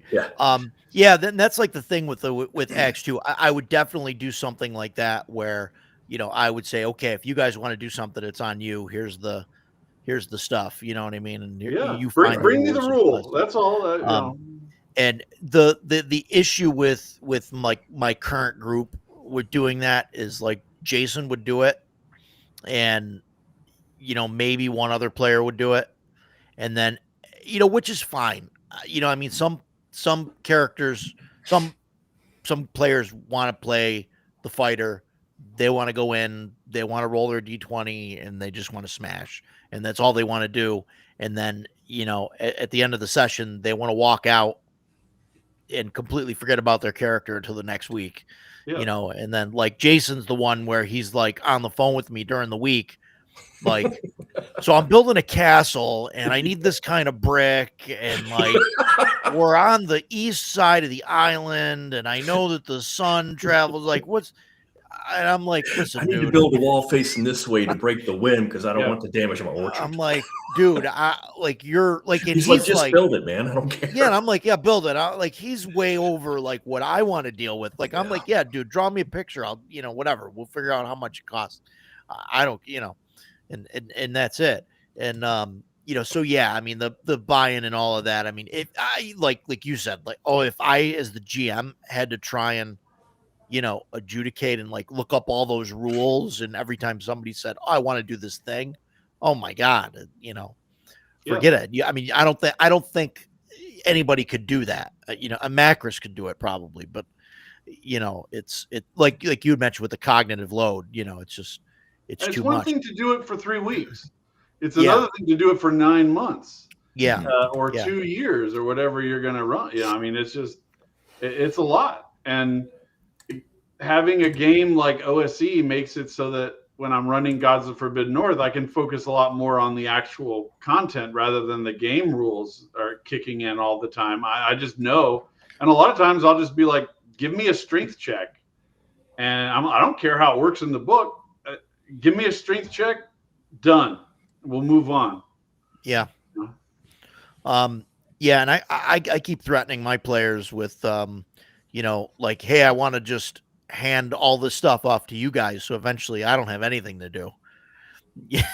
They can roll the random terrain, they can roll the random encounters, they can roll the random dungeons. I don't have to do anything. There's a lot of people who are running games on Discord like that, where downtime they're having the players do a ton of stuff, and then when they actually run the game, there's very little for the GM to run. I try and do downtime in actual downtime, because I don't want players showing up to shop or whatever. It's usually like a hand wave thing if they do, and I try and get them to tell me where they want to go ahead of time and all of that, and I'm not that hard on them, but so usually they wait till the day of to tell me what's going on. But I get that out of my guys at the end of the session. I'm like, where are we going next time? And and like, that's we're fantastic. Gonna go do this, and I'm like, okay, cool. And I should do that. I should lock the door until they tell me where you're going next week. Nobody goes home. Yeah, but the problem with that, with our group, is you would get 2 people saying, I don't know, whatever, I don't care, and then myself and one other player would be going, where do we want to go? And so then we would decide. It's. Well, then the other ones would have to learn to chime in, and that happens a lot. Or like follow either way. When I not my current game, but my previous games, I had more players. I got 5 regulars now, and a couple, ones that'll float in every once in a while. But the previous game was very player driven as far as like their characters were a big part of like what was going on, and the guys that like fed me the most stuff, like they would talk to me in between sessions about, I'd really like to do this, or I'd really like to do that. That's the shit that got done, because I was like, that's what you really want to do. And the entire group was really good about going along with, like, they never felt like, we're being overshadowed by this guy. Cause they all individually got their spotlight, like where the what they were doing was really about their character. And some of it was more in depth than others, but that was just because of participation and stuff. That happens at work. Like there'll be a guy on a team, and he's the most energetic guy about getting one thing done a particular way, and that's what happens. Yep. That's human leadership, I guess. Yeah. So you've done a lot of you've done Dark Sun. You're talking about doing El Qadim. What are you planning on going through all of like the older kind of settings, or to say that I have a plan is way more than I want to. What it is I have an inability to accept things the way they are. So when I want to run, I go, okay, I want to run a Skyrim game. And then I look at the official Skyrim products and I go, I don't want to do that. I'm going to just make it all up for myself. And then I'll go and do that. Same thing with Dark Sun, same with whatever. So it's not like I'm not saying that they're bad stewards of the brand or anything. They just don't make what I want to do. You know? Yeah. I'll say if the only way I can play Skyrim is to have dice or stuff that's weird, that I'm gonna have to come up with these weird mechanics that work that board gamers like or whatever. I'm like, I'm not a board game. I don't want to play it like this. I like board games just fine, but I don't want every game to have weird dice and all kinds of weird functions. And there's a certain amount of consistency as a virtue of I can take this same mechanic and I can run it in Al Qadim and I can run it in Dark Sun. I can run it in whatever. This is the mechanic that I like. And that's how I feel. Like I would love to have a game that did Lord of the Rings the way I like it to work, but I don't know that One Ring has things that I like and it has things that I don't like. That's why I started modding video games, because I play video games and I go, I don't like how this works. I'm going to change this. That I'm just unable to accept things the way that the other guy made it. So I'm like, okay, well, I'm going to do it my way. And I feel that way about BattleTech. I feel that way about Star Wars. I feel that way about all kinds of things. I just, I want to have control over it. I want it to work the way that I want it to work. And one day, if I'm like, I really want to run Curse of Strahd the way I want to run it, then I'll write something that's similar to that. I'm sure it'll be light years ahead of Curse of Strahd. Yeah. So that's just how I feel. Were you a VTM player back in the day? I played a good bit of VTM in at the table. Not as much as I played D&D, but I did play. But the most VTM I ever played was in video games. Vampire the Masquerade and then Vampire the Masquerade Bloodlines on PC. Okay. It's fantastic games.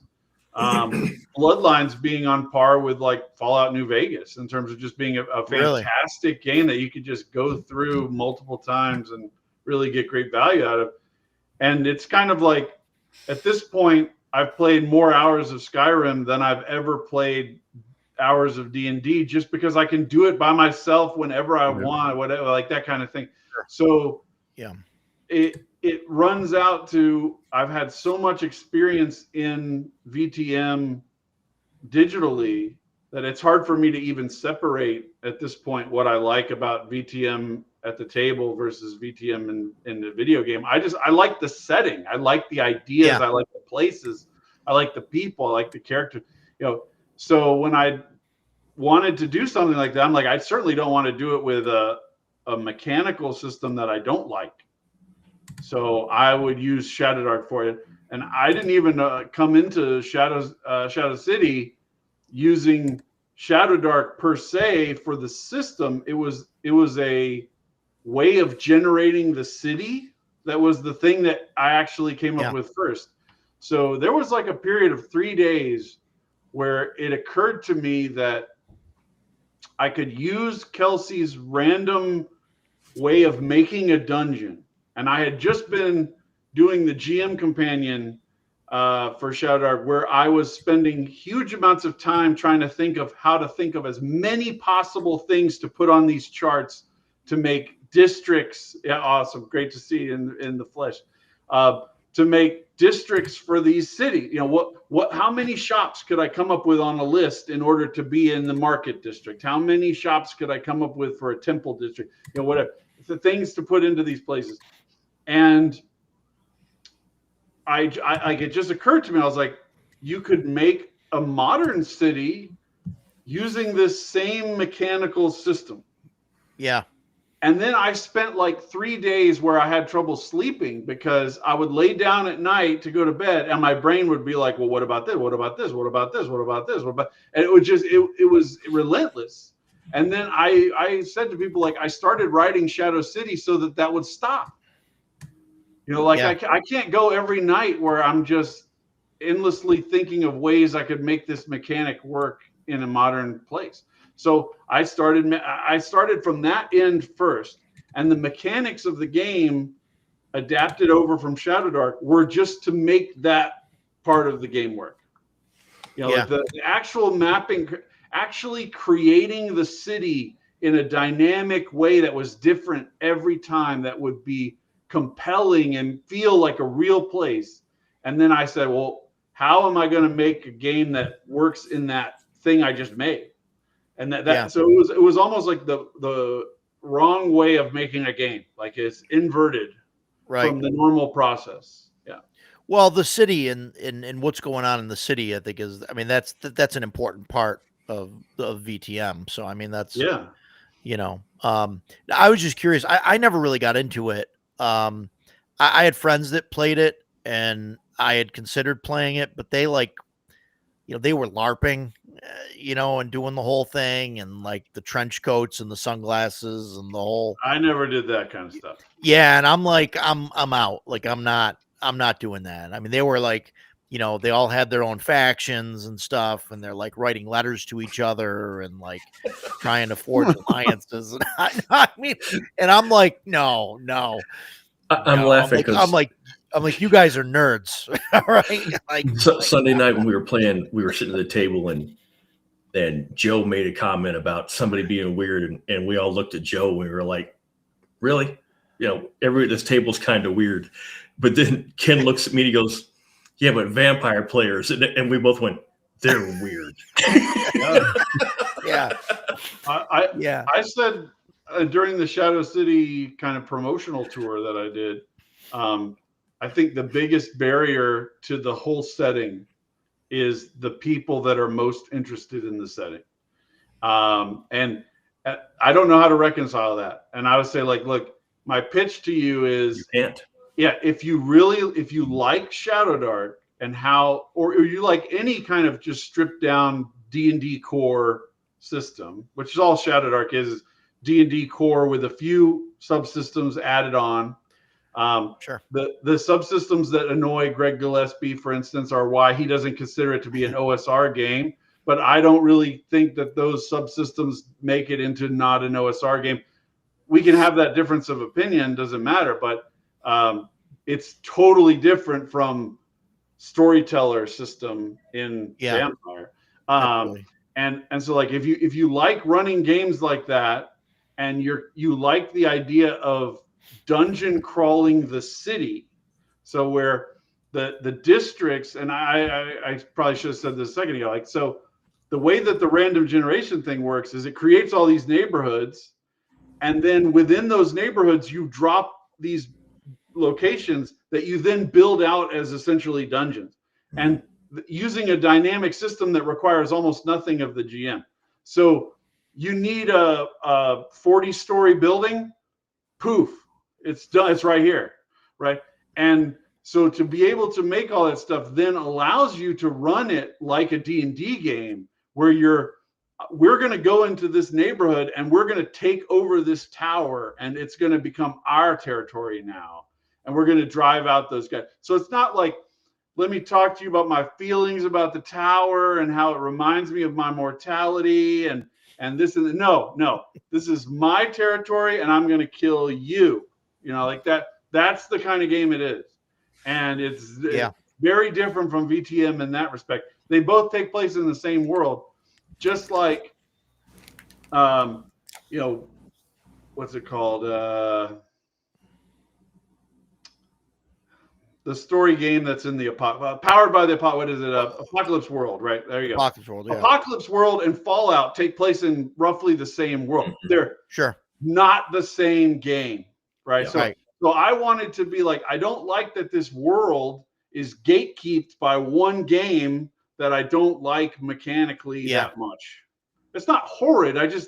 There's so many other better ways of doing it to me. So I would just do it that way, And I tried to make that pitch to people. It was moderately successful. I think it did okay, but I do think it's held back by people's perspective of VTM. Well, I think you've got the hardcore VTM players, and they're kind of fixed, set in their ways or whatever. And I mean, in the same way that you've got the hardcore D&D people that are 5e or 2024 or whatever, and they're like, this is there's nothing else, nothing else exists out of that, but they won't even entertain it, but yeah, it's it makes me want to run a vampire game. Shadow City. Oh, that's good. That's great. So, and especially like the city generation thing and everything, it's really cool. And well, I like, and I don't know. Gary Lewis is on me to make a Red Dead Redemption adaptation of the same thing.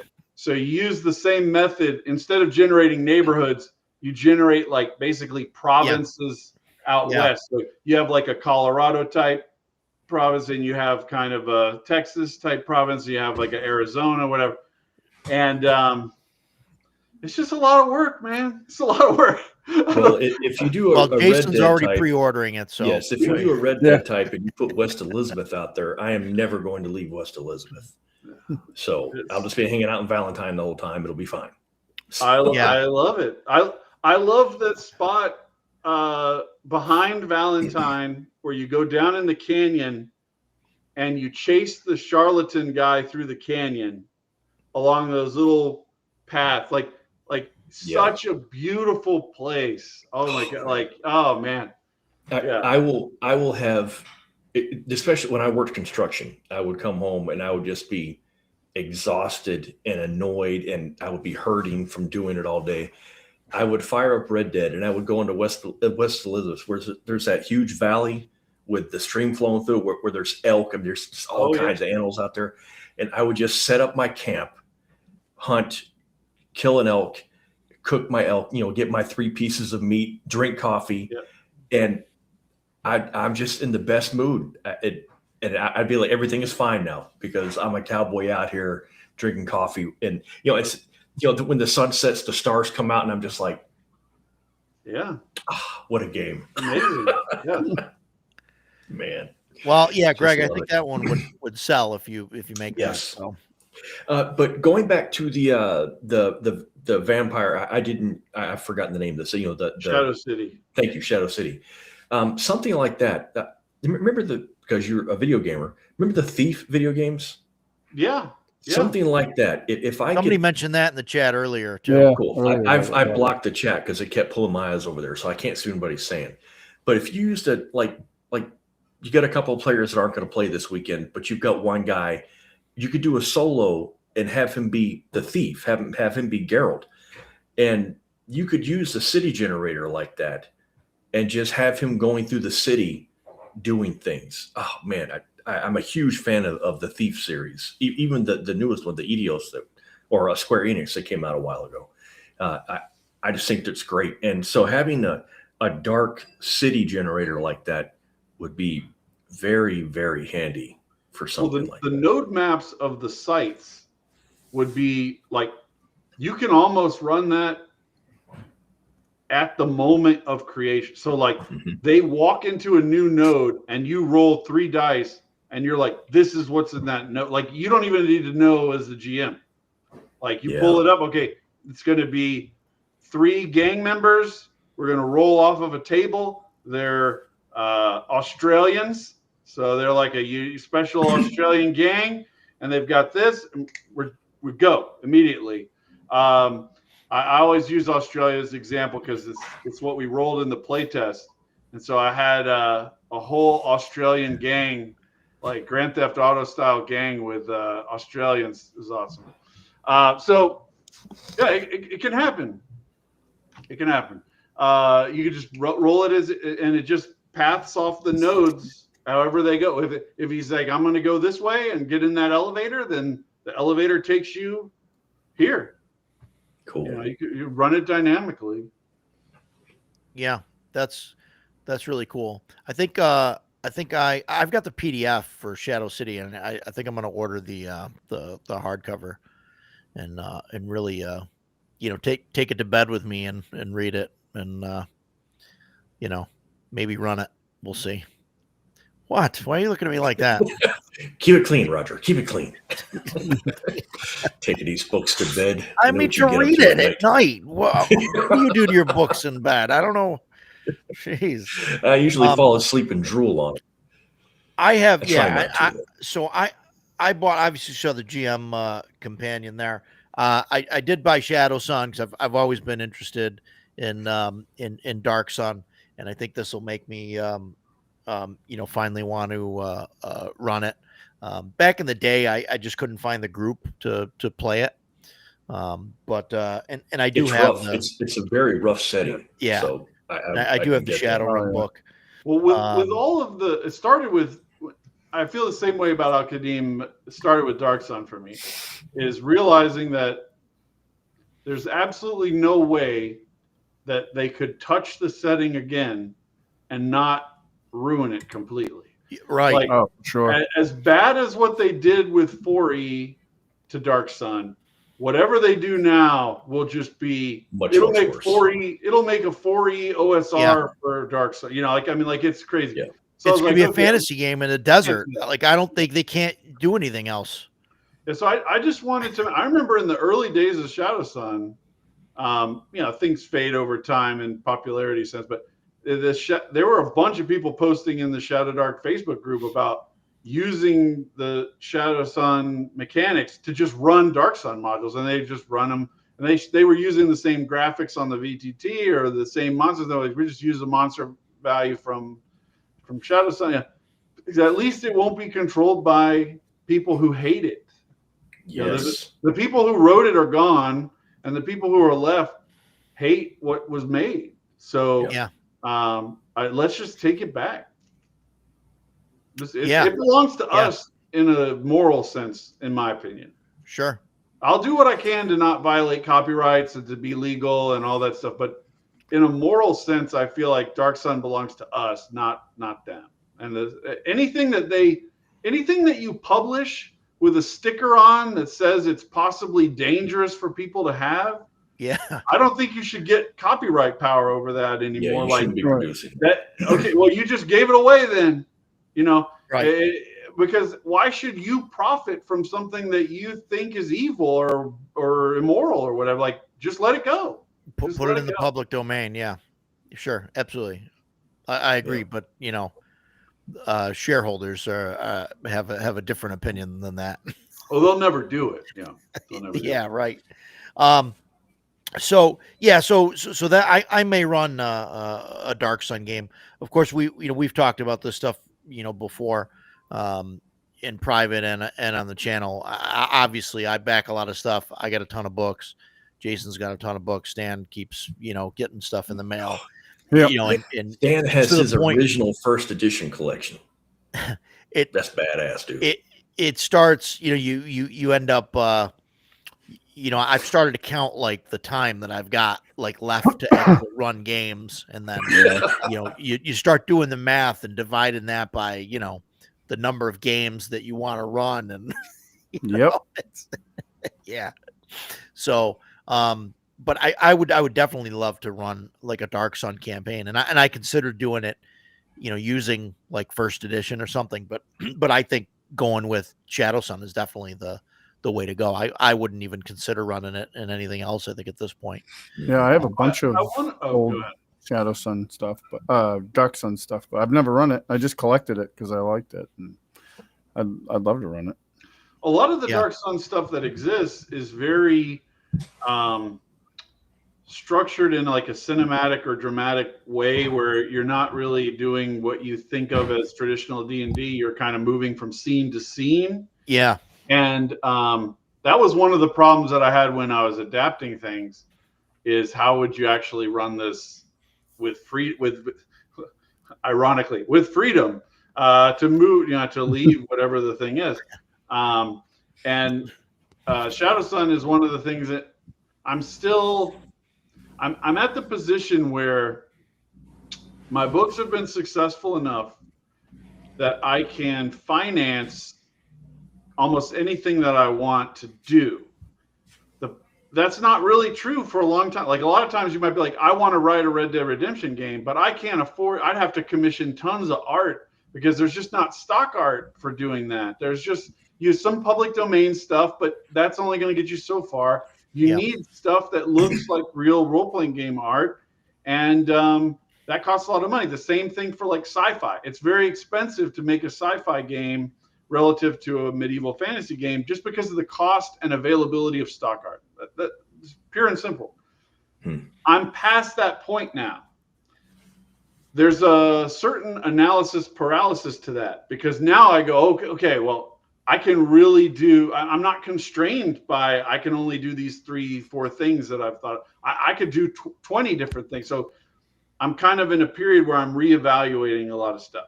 One of the things that I want to do is go back through games like Shadow Sun and Shadow Rim and make the, invest more in the maps and the art, build out things that I didn't build out before just due to time constraints, or I've learned a lot in the past 3 years from doing all this stuff.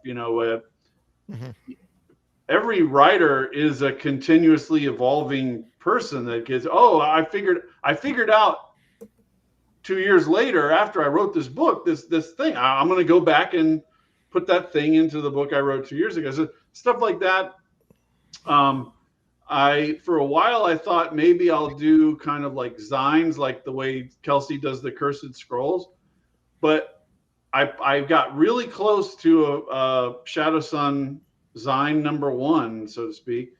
And I just realized there were so many things I wanted to change about the base game rather than adding this thing. So it would be like, well, I should really invest in improving the base game as a whole rather than adding on planks to something that I'm unhappy with in certain sense at the base level. And the things that I'm upset with, a lot of people might go, well, I don't even really think that's a big deal, but it's a thing to me. So like when I'm writing, I'm like, I can't do this because the original works this way and this would work that way, and I don't want it to be. So it's just kind of like there's all these things going on in my head. And I'm sure that that's contributed to why I made so many YouTube videos. As I'm trying to sort it out in my own head, like, what should this next product be? I don't want it to be Curse of Strahd, I don't want it to. I don't want it to have these problems. I'd love for it to be as really creative and imaginative as Destroyer of Worlds, but not fall into the traps that Destroyer of Worlds falls into. Yes, so a lot of these videos is me working those things out. The psionics is not one of the. I'm actually very happy with the psionics in Shadow Sun. Because to me, I've always thought of psionics as working like the Force. I just love the Force. The Force is awesome. And to be able to have a guy who at first level, he can kind of lift things up a little bit, and then he starts to be able to lift bigger things and do more damage until eventually he's force choking somebody to death. Or the same thing with electricity turning into force lightning, or the same thing with pushing and defensive abilities, whatever, like building it up as prerequisites. That's why in Shadow Sun, psionics is the only thing that works on prerequisites, unlike magic, which is kind of each spell is its own thing. It's not based on any prior spell. But I feel like psionics would be like that. It's almost like a physical skill that I'm getting better at moving things with my mind. So it's going to be moving down like a prerequisite path. So there's all kinds of things that I want to improve. Monsters that I could never have found stock art to adequately represent in Shadow Sun that I can now afford to just make custom art for, and I could put them in from Dark Sun, or bring in monsters from non-Dark Sun universes that I just feel would work in Dark Sun. There's a lot of, this might hurt my soul to say, there's ideas that Wizards of the Coast has developed that are good. Oof. But not in how they did it. Right? Yeah. So like they came up with a monster that was really good as a concept for a monster, and then they fucked it up in implementing. So I would be like, okay, I can take this idea and I can put it in something else. And sometimes there actually is stock art for these kind of monsters. And I can be like, no, it doesn't work at all like what Wizards of the Coast did. This is the correct way to use this monster, right? There's things like that I want to incorporate that I just couldn't afford to do 3 years ago. You know, art is expensive. It's very expensive. And it's not just expensive in terms of money, but in time. Like you have to know 3 months, 4 months in advance that you want a particular thing. I mean, think about how far in advance you have to know that you want a map in order to commission that map and line up the delivery of that map with the print product coming in. Like those are not immaterial concerns. Like those are serious problems. Yeah. If I commissioned a map today at Gods of the Forbidden North quality level, right? Yeah. And I commissioned it today, it would probably be 3 months before the artist even started working on it, because the people at that level have a huge log of work that they're already working on. So I'd have to put that order in now, wait 3 months for them to even start working on it, and then it won't even be ready for 2-3 months after that. So like, it's very difficult to predict what you're going to want to do in 6 months anyway, just much less in terms of where your creative energy is going to be in 6 months. That's extremely hard to predict. Things move so slow once you're at this level. It's Brad trying to bleed us dry. No, the artist, it's not the artist's fault. It's just a constraint of reality. You know, just like if I wanted to go on a trip to the Great Wall of China, I can't make that decision today and implement it tomorrow. Like there's a lead time. I would have to get visas. I would have to buy tickets. There'd be arrangements to be made. Like you can't just turn the world on a dime. That's nobody's fault. That's just reality. So it sounds like Shadow Sun 1.5 might be something like maybe it'd be Shadow Sun Advanced. I don't know. I haven't even gotten that far. It's just my brain is bombarded by stuff like that, like what I do, and it's analysis paralysis. It's that kind of thing. It's very expensive. Agile is right. 30. That's on par. Yeah, right. Wow. And unfortunately, a lot of role-playing game producers, I guess is the term I would say, they're producing things to basically break even at launch. And then they're going to make up for everything on the back end, right? So if they have I'm sure there's people who've brought in $100,000 Kickstarters who've cleared less than $2,000 in profit, because 98% of the costs is sucked up by print, ship, art, everything like that.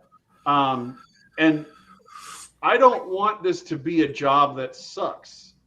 So I try to structure things so that it's actually rewarding in the long run. And that's why the stuff that I've made, my cost basis for those products is very, very low.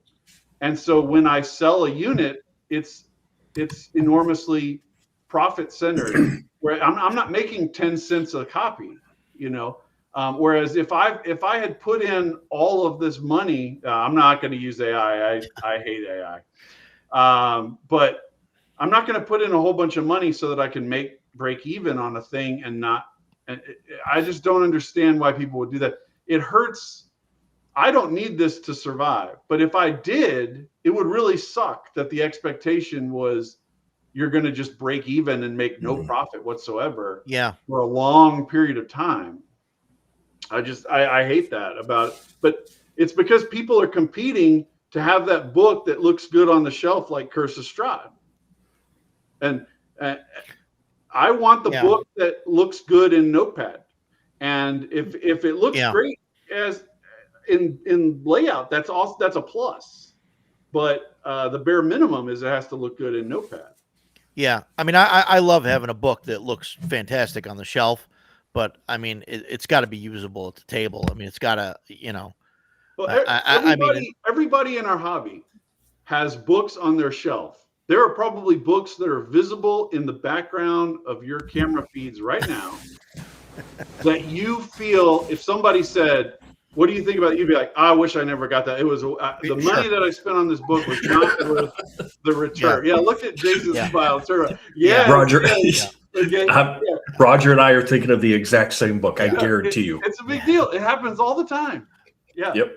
Guarantee you. And it's almost like trying to figure out whether somebody's scamming you or something, like when you're making these evaluations, and that sucks. I wish it wasn't the case. I made a video about that where I was like, this is why most role-playing game products are not that good, is because they're being designed for things that are not how they play at your table. Mm-hmm. That's it. Yeah. Yeah. If they play good at your table, that's like a bonus to the person who made the book. The main reason why they made the book is to look good and be read by people like an entertainment novel, so that they can move units to hobbyists who have no intention of even playing it, but they just want to buy it and put it on their shelf and flip through it every once in a while. And there's two masters there. There's a actual using the object, and then there's like a beauty value of putting the object on your shelf. And unfortunately, a lot of times the usability it loses in that fight. Sure.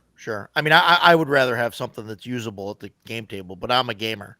I mean, I think there's a lot of people out there that are, you know, quote unquote, you know, gamers or whatever, and you know, they don't run a weekly game. They don't, you know, they play, you know, every now and again. So they'd rather have something, you know, like a 5e book that looks pretty or whatever, you know, on the shelf than something else. Yeah, or whatever. So these guys probably want to talk about yes. About this game here a little bit. Hit me. What do you want to know? This is fantastic, Greg. And I'm now, just so everybody knows out there, I'm not a Skyrim guy. I've got a grand total of about 15 minutes in Skyrim. I'll probably get booed off for this, but like I had issues with it when I played it. I won't get into that here. I know Jason and I have had conversations. No, just stuff that happened when I tried to play. Well, later. That's not a story for the world. Different stream. Because they'll all yell at me about it too. But reading through Shadowrim, I think that Greg, I think you did a fantastic job with it. Really, yeah. Thank you. With the different signs and everything, and it kind of being classless. I don't know if you consider it classless. It sort of is, but I mean the signs are sort of the class, I guess.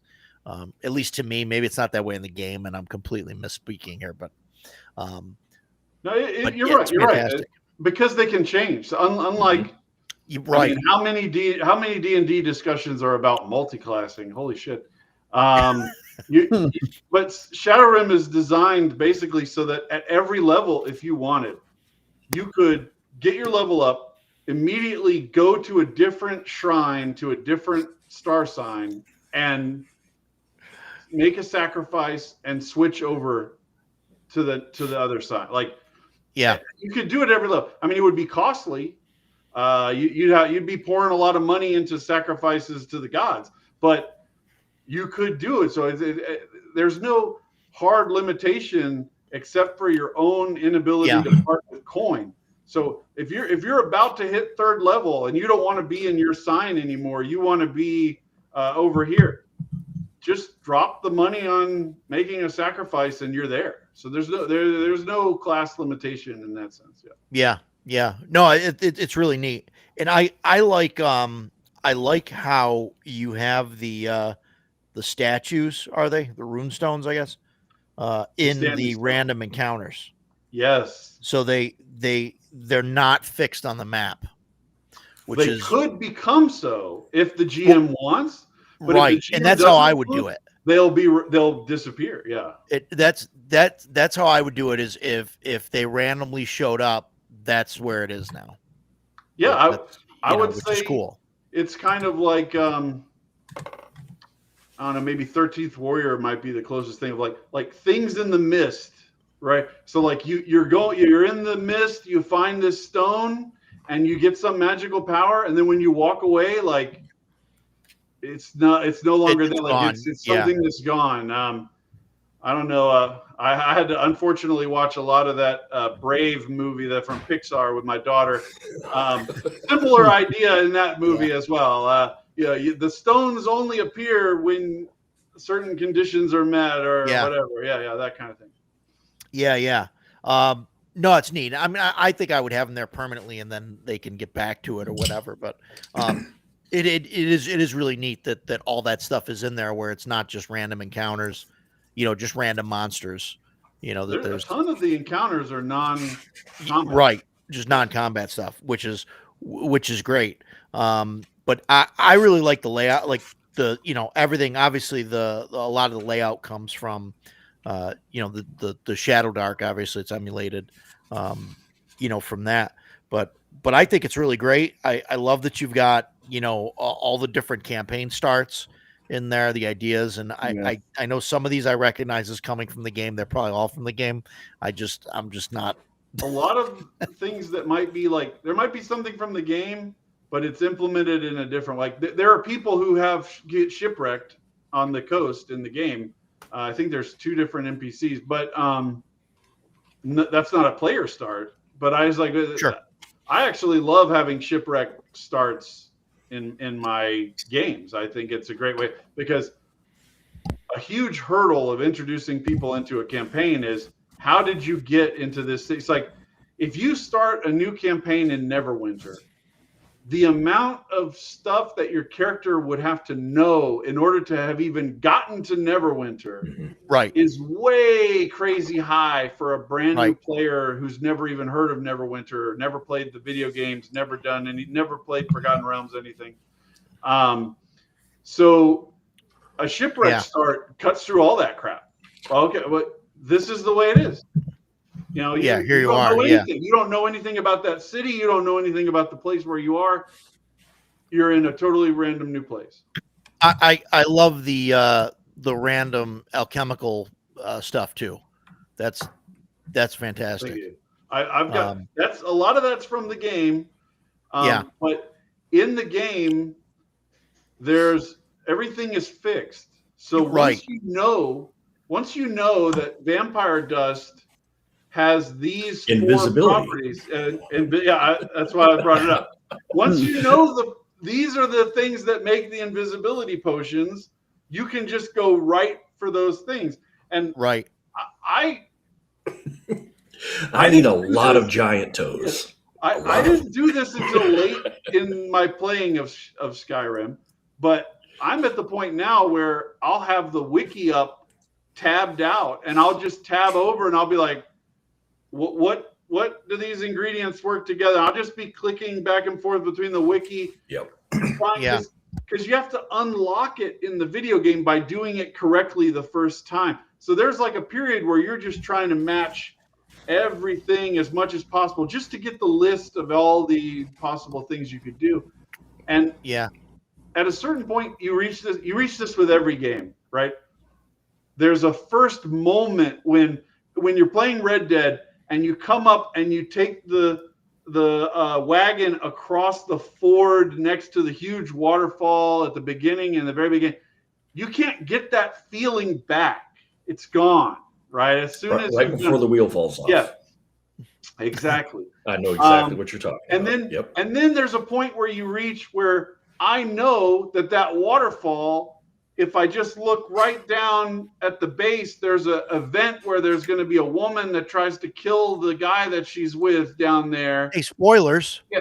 And should I check that now, or should I wait until after I complete this other mission and that will unlock that interaction with that woman? You reach a point where you know the game so well, you can't. It's almost like you're enjoying it still, but you're also not. It's lost. Having it be randomized makes it so that every time it's that same thing. You don't know what that hawk egg is going to do. You don't know what the vampire dust is going to do. It's brand new every time. And that's the great thing about tabletop is how many games could you play in Dark Sun, Al-Qadim, Forgotten Realms, whatever, and it be brand new every single time. That's what is great about role-playing games. So I made the alchemy stuff random for that reason. Like, so you never know. And I changed the experimentation methods so that to get all 4 unlocks for any particular ingredient, you got to really be dedicated. I mean, you probably have to be level 4 or 5 before you could do that, because you would have to gather so much of it and make so. But every time you do an experiment, it's like that. Like, what's going to happen? What does this thing do? You know, it's fresh. Yeah. It's really neat. And I mean, I really like it. Like I said, I really didn't play the game. I mean, obviously I can see, where it comes from, but all that stuff is genius. Like, I don't know if you're the first one to come up with that, to like have it, this exploration like that kind of. There's aspects of it, I think, that I invent. I mean, we all stand on the shoulders of giants. Sure. But I think combining, I don't think anybody else has adapted the 4 tiers of experimentation in the way that I have, and so I've never seen it. Yeah, and I've seriously looked. Yeah, and in the live plays that I've been doing, in the first one, they found magic items, and I just said just roll them up randomly on the spot, and people love that, man. They just, what does this helmet do? Here's what it does. There's a certain dynamism to that people really enjoy.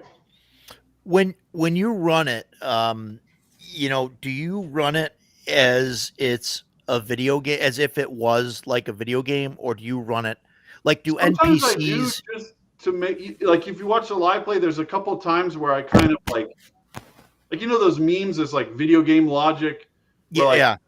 Like there's a guy, you're standing 10 feet away and you crouch and all of a sudden he can't find you. Like that kind of thing. Like, I threw a few things in there like that just for kind of comedic effect of, every time that they shoot at some guy, they hit him in the knee, things like that. Like I just did that for, it's a live play. It's fun. Like, let's just do it that way. But I think I kept enough of the places with enough of an homage that if you wanted to run it straight, like exactly like in Skyrim, you could. But there's a huge amount of different things in there so that it's not Skyrim. Like on the map of Skyrim, to the northwest of Solitude, out there in a place that I think is much slower visitation than a lot of other places in Skyrim. You're kind of on the northern edge of the province. There's a Draugr temple with Draugrs in it, that by the time you get there, Draugr are like not useless mons. Like you just cut through them like grass. It's no problem. And so the dungeon doesn't feel like anything to me. I've been there a bunch of times. I can't even tell you. I could describe Bleak Falls Barrow down to the turns in the thing, but I couldn't tell you jack about that dungeon. So what I did was I said, when you get there, there's like a part of the architecture that's collapsed, and there's a boulder that's kind of blocking the way into the temple. And so if they come up and they see that and they do nothing and just walk away, no problem. If they move the boulder, there's like 2,000 Draugr on the other side of the door, and it just starts pouring out, right? Nobody's going to expect that, having played Skyrim. That doesn't happen in Skyrim. Mm-hmm. But it can happen in like James Raggi Lamentations of the Flame Princess kind of game. Like it can happen in a lot of D&D games. So all these Draugr start pouring out. the players can run away, but those Draugr are going to go and like pillage Dragon's Bridge. You know, they're going to attack everybody on the road. They're going to like take over everything. So like just touching that boulder radically alters the landscape. So I've tried to put things in there that will really surprise people who played a lot of Skyrim. And I've tried to put in also enough of a framework that somebody who loves Skyrim can just run it. I mean, like if I started people in Riften, I could accurately describe every single location all the way out through you know, dozens of miles, way out, because I just played it so many times. I know every single location. Mm-hmm. There's a few parts of the map where I don't know it by heart. And I incorporate that into it when I'm running it, but that's not required. There's, I think, 200 keyed hexes on the map plus whatever the settlement hexes are. And then there's like probably another 500 hexes that are empty on the map in that sense, but that the GM could fill with anything. You know, you could put, I mean, I'm sure everybody's familiar with a new hand touches the beacon, right? Everybody's found the beacon. They've taken it to the temple. They've unlocked the light. They've done the thing where you get to fly all the way up and see the whole province from like 1,000-foot height and go back down. That temple is in the game. There is a beacon in there. It doesn't work the way that it works in Skyrim, but it's there. But the GM could run that exactly the way it works in Skyrim, or they could run it in a totally improvised different way. Yeah. That's the Temple of Meridia. Jobu there. I think that your daughter will be fine, right? If she plays Shadowdark and she's played Skyrim, I mean, I think that Shadowrim is probably just as easy to run as Shadowdark, maybe even easier, because there's not all the different classes.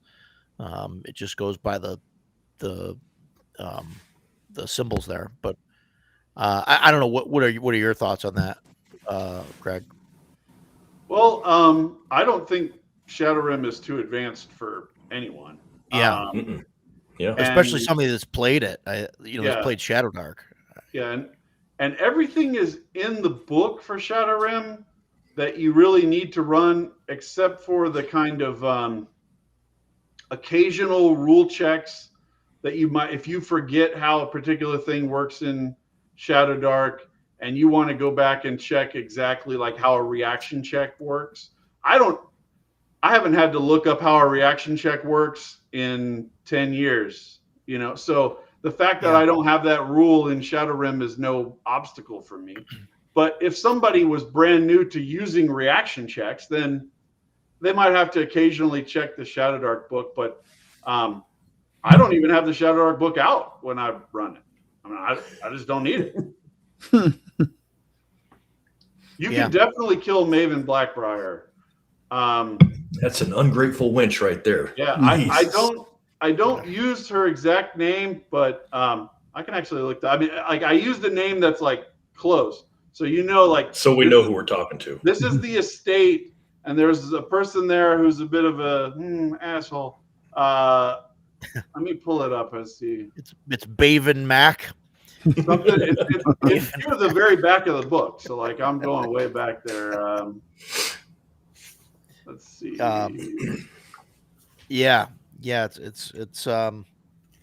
It's really just the Briar family is what they're called. Briar Estate. Oh, there you go. Yeah.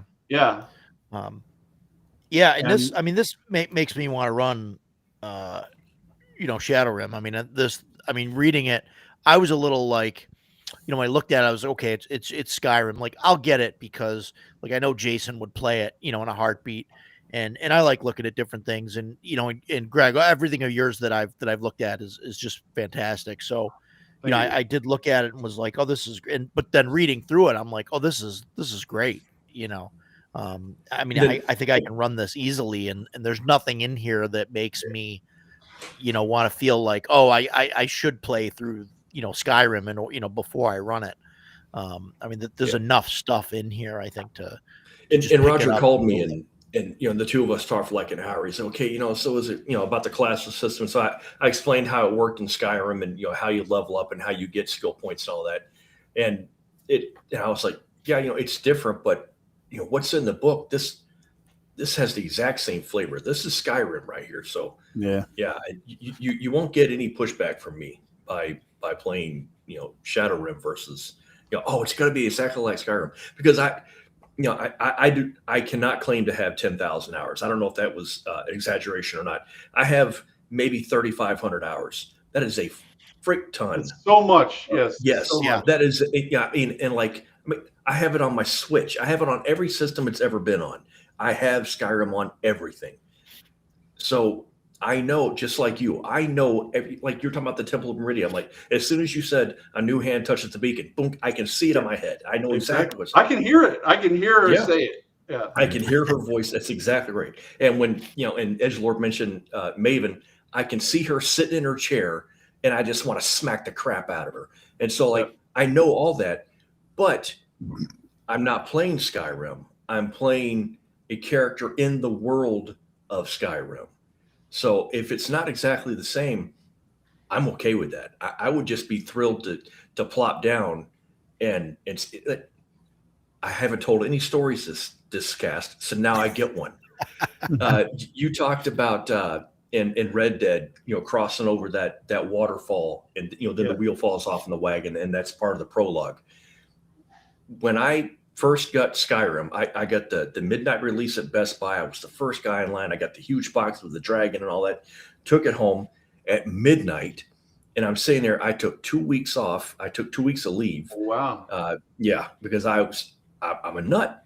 And so, I think it's on 6 different discs because it was the old PC stuff. And they were on DVDs, not Blu-rays. And so I sat there all night uploading the game. And I think I finished uploading at like 4 o'clock in the morning.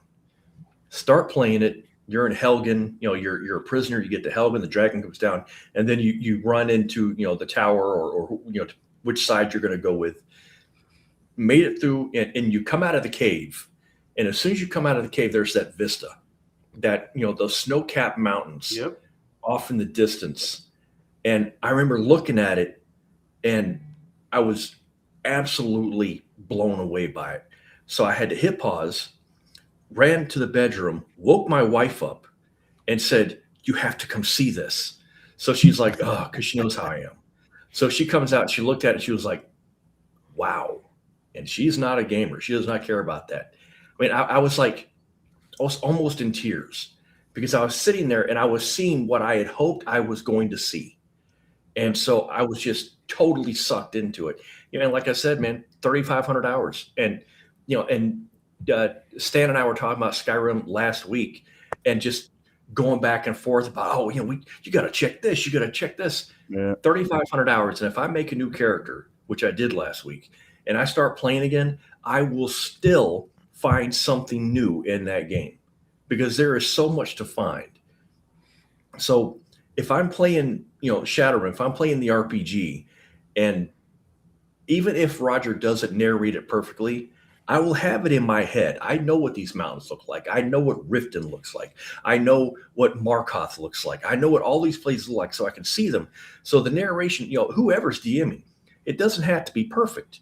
You just have to be fluent enough with it to make it feel alive, and my head will do the rest. I'm good to go. It's like watching a movie before you read the book. By doing that, you have all those characters in your head from watching the movie. So when you read the book, that's what you're imagining, like the same kind of thing. Like, you don't have to describe. Yeah. That's someone mentioned the huge game manual. Here you go. Yeah, I got sorry, go ahead, Greg. See, this is the greatest advantage of being tabletop, is that you can actually kill every single Thalmor and drive them out of the province if you want. Good. You can't do that in the game. There's some of them that are just, you can't get into the embassy without the key, and you can't do this. I've had many playthroughs where I've just said, if I run into a Thalmor anywhere, I'll kill them. I don't care if if they're walking on the road on the way to Solitude, I don't care. This is our prisoner. Yeah. Back away. This is our prisoner. I don't care. I'll just shoot him right in the face. That guy's innocent. Like, that there's certain things you can do at the table that you can't do. You just can't do in a video game. As good as a video game is. Yeah, we talked about that playing it, and the Thalmor came up, and I was like, well, I have one of my players. He's like a Skyrim guru. Like, if I'm stuck on something, I'm like, hey, what's this? And he's like, oh, go do this, this, and this. And we were talking about like the different factions, and he's like, I never really get into that too much. And I'm like, I haven't either, but I've seen it. And we got talking. But when I got this, I really started like thinking, and like, oh, I want to do something with this. So I started this insane project of having my own Skyrim Bible. So like I'm going like on the wiki sites and I'm copying, pasting like all the info into a Google Doc so I can have it as a reference. And I mean, I did Riften and I did the gods and something else, and it's like 40 pages already, and I haven't even really put in the aesthetic. So it's nuts. But I'm like, I was talking to my friend about the Thalmor. I said, well, the Thalmor are going to be there because we just need to kill them whenever we possibly can. And he's like, yes, that's right. He's like, fuck those guys. So yeah, even if I play a high elf, I'm still killing the Thalmor. Yeah, exactly. Yeah, nobody likes it. I had to call them high elf dominionists, but I think adding the administrative word kind of choice to it makes them even more evil. You know. Yeah. Mm. Who calls himself a dominionist? I'm gonna wipe those guys out. Yeah, those guys need to die. Yeah, I think that's cool. Like I was really glad to hear Jason's perspective on it, because that's one of the concerns I had was like I think everything in here is like really cool, and like looking at the locations you've put in, and they're awesome. And I was like, well, how would that? Do I just add those? And because it's my home game, I don't care about copyright, so I can have, you know, Bleak Fall Barrow and all that stuff. And part of me wants to do that because I have players that have played it and I want them to have the experience of going to Bleak Fall Barrow, you know, or something like that. But it's also really great to have all these other locations because I don't have to always change things. Because if we go to Bleak Fall Barrow, it's going to be slightly different because they got to be surprised, right? There's got to be some surprises. So I think that's really cool, but I do understand the value of like getting to experience places you've either only read about, or like for me, I played in my friend's game, and my favorite video game of all time is the first Baldur's Gate. And in his game, we got to go to Baldur's Gate, and that was just such a huge, and like explore that whole area, which I spent much similar to Skyrim, so many hours. Did you meet the wise Alonzo? Oh, I don't know. Wise Alonzo. In Candlekeep in the beginning, where the monks are singing, they have some kind of song, and like every verse ends with the wise Alonzo. Oh, it's like a chant that they have at the beginning. I've started a new game in Baldur's Gate so many times. Trying to find I think about that song. Well, it's so chanting in a church or something. Yeah, we were on the march, and it was described to us that in the distance we could see, if you're familiar with that game, Durlag's Tower, and I was playing a dwarf, and I was like, oh, we need to go there. And everybody's like, dude, we got to go do this stuff. Like, what are you talking about? I'm like, no, we need to go there. We never got to do it in game. So when the campaign ended, in my head, we were like 15th level. So eventually he led a party back there, and, you know, I got to do that in my own head canon. But like, I was ready to derail the whole campaign and just go explore Durlag's Tower, you know. But I think that's really cool that, and hearing Jason, who's, you know, would be a player in something like this, would be like, well, it'd be cool to have, you know, different thing too, because I think it's a kind of a fine line you can walk, like, because you want people to have that experience, because they come into it like, I know Skyrim, I want to play in Skyrim, but you don't want them to know everything. Like, they got to be surprised. Yeah, right. Yep. I was going to say, actually, to Edgelord in the chat, like, there's battle maps easily findable on Google or whatever, of all of Bleak Falls Barrow, and not like a capture from the game, but like somebody did it for their Patreon or whatever. Like they actually did like a real D&D looking battle map for the whole thing. it's interesting when you look at it like that and you go, oh, that's not very realistic of a dungeon. Like it's changing climate zones like 4 or 5 times within a very short period of time. You're like, oh wow, that's weird. But yeah, it works. It's a great, that battle map. That battle map you talk about. That's one of the great things about playing a game, that takes place in Skyrim, whether you call it Skyrim or not. It's 15 years old. Right now, there are thousands of people playing Skyrim on Steam. I guarantee you, if we ran the metrics, you would see thousands of people playing it. It is so popular, and so many of the people that love it so much are so creative that, just like you said, and it not just like the big ones like Bleak Falls Barrow. You can Google, the cave on Hex 1.02. There will be a map of that on Google. I guarantee you can find it. Yeah. I use it for the live play. I use maps that were very like the first session was the cave. I forget the name of it off the top of my head. It's north of Solitude, where there's like a pirate ship inside the cave. Yes, and you go along the planks, and I picked it because it was such an evocative map, and the way that the players played it resulted in it being a huge long fight for like a 2-hour long fight. Because I put little loot drops in the game because I wanted it to be like, there's a treasure item right here you could just pick up off of this crate.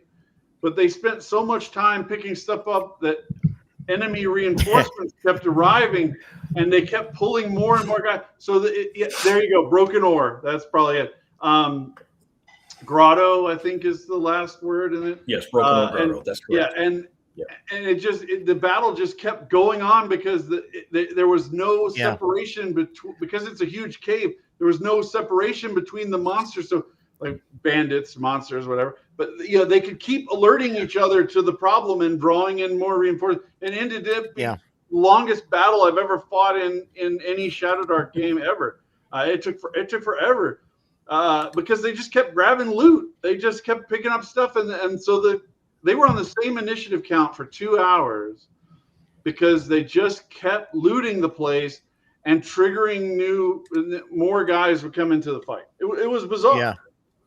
That battle was very like stop and go. Like it was several small battles, I think in a row, kind of all connected. But I just want to know what happened to the guy that they manacled outside, and then they ran into the next time and they manacled him somewhere. Did they end up killing him, or is he still? I am actually I'd have to pull that myself because this has been a brutal couple weeks for me at the day job. Just end of year crunch on some stuff, and I just don't remember off the top of my head. But I think that they took him with them back to town at the end of the session, but I can't remember exactly. The great thing about live play, unlike a regular game with your friends, is that you can go back and look at it, see what you did. Right. Yeah. Right. Oh, by the way, I did want to say, I'll refresh it here just to be sure, but Shadowrim has been very close to platinum for a while, and platinum is 1,000 sales on drive-through. Shadow Sun and the GM companion and the player companion are above that level, but a couple of seconds ago it was at 999. It's still so 999 non-free units. It doesn't count like if I send a promo copy to somebody or whatever. So it's right on the line. So see it in your heart for Christmas. If you could buy yourself a copy of Shadowrun. Buy it. Jason, show him the back cover also. My son loved the back cover. Like he thought it was awesome when I showed it to him. And there's a link in the down below there. That's a link to Chubby Funster's store on drive-through. So you can buy it there. That's the link you sent me. Right, that goes right to your. There's a link in. I'm simulcasting this on my channel. There's a link in the description as well. Yeah, and hey, I'm because you mentioned the simulcast. I'm terrible at telling people to like, share, subscribe, all that stuff. So hey, everybody, like, You're share, on mute. subscribe. If you're on my channel, subscribe to Decato's channel, subscribe to Chubby's channel. And I mean, if you're on Chubby's channel and you like my content, subscribe to me. I'm not gonna, beg for people, but if you want to see this face on Tuesdays for a few hours talking about our RPG stuff, hit the subscribe button. I always forget to do marketing stuff. I'm terrible at marketing stuff.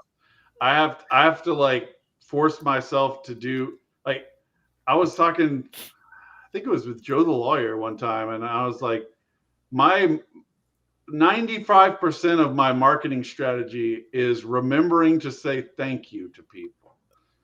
So like somebody says, "Hey, I like this," and I say, "Thank you for saying that. I appreciate it." Like, because I'm just an introverted nerd. I just forget to do that stuff.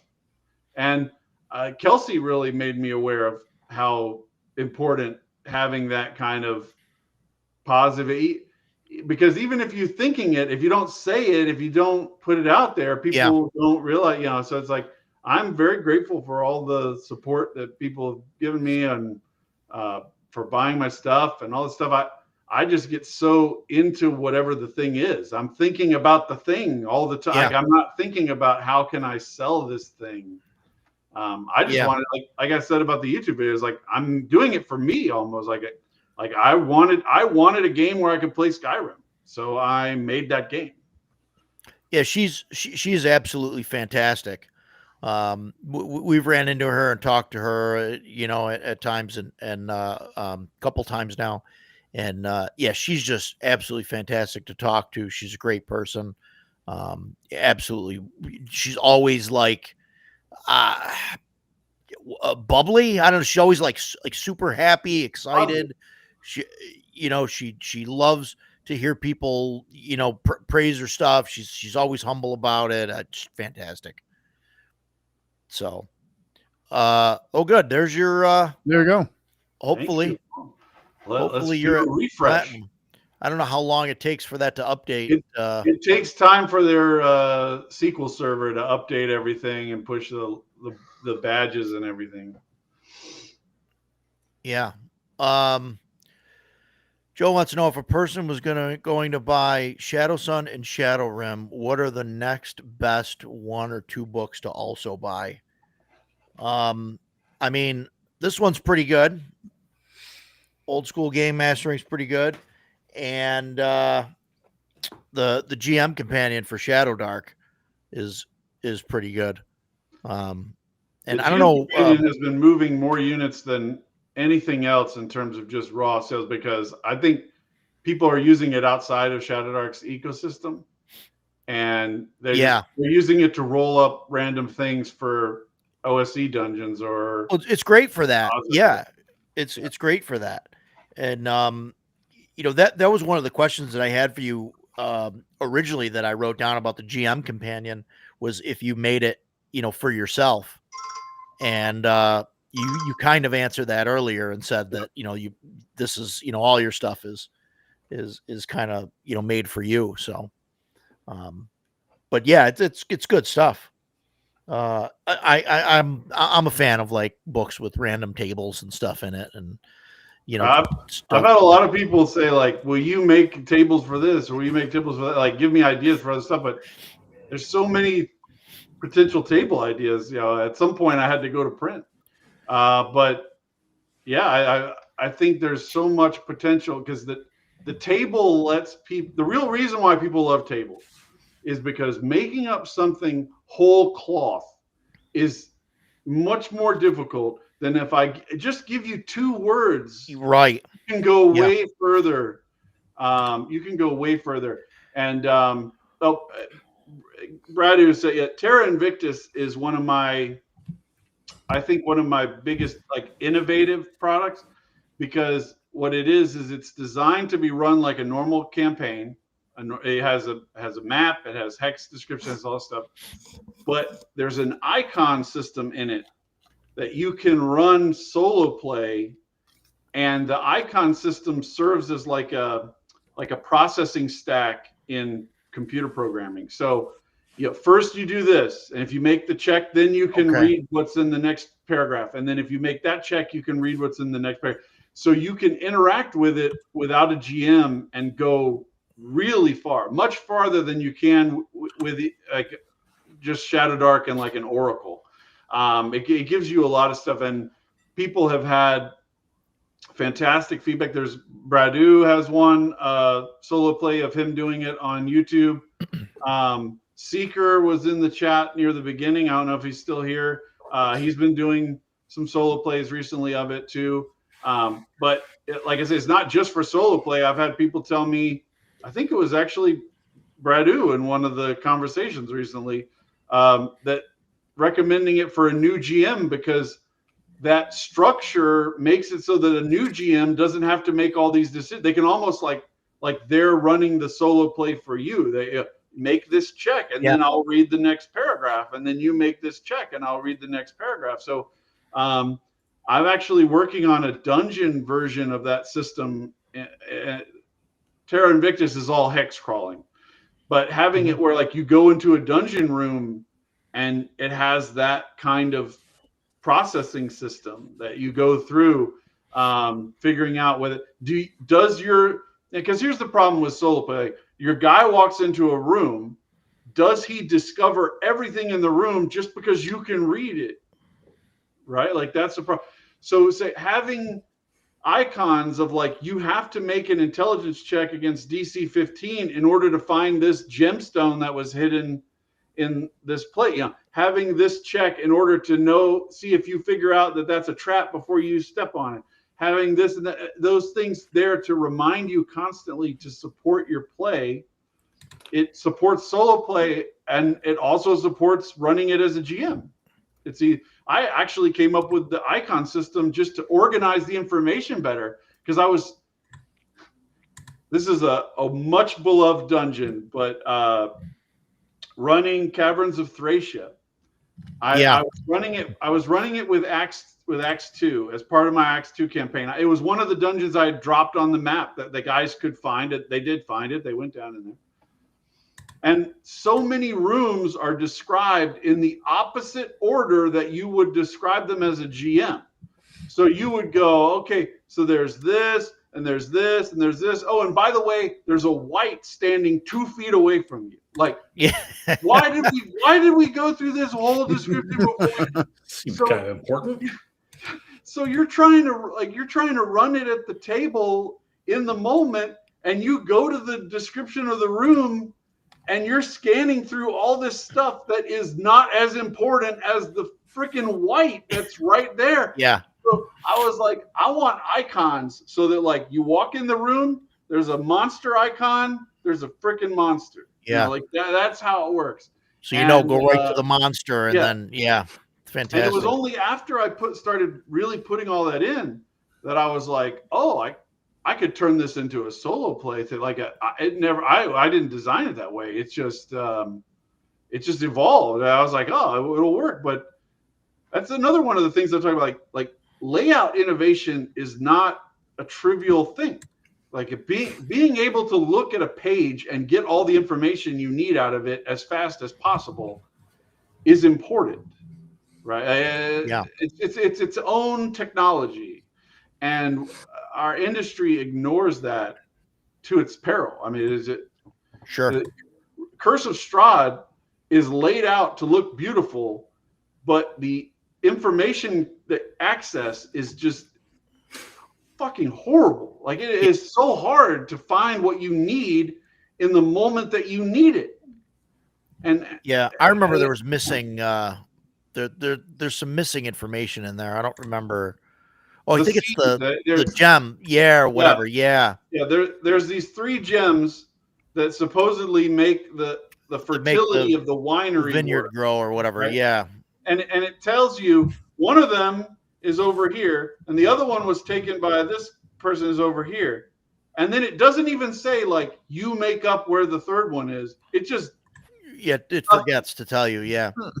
It's like, okay.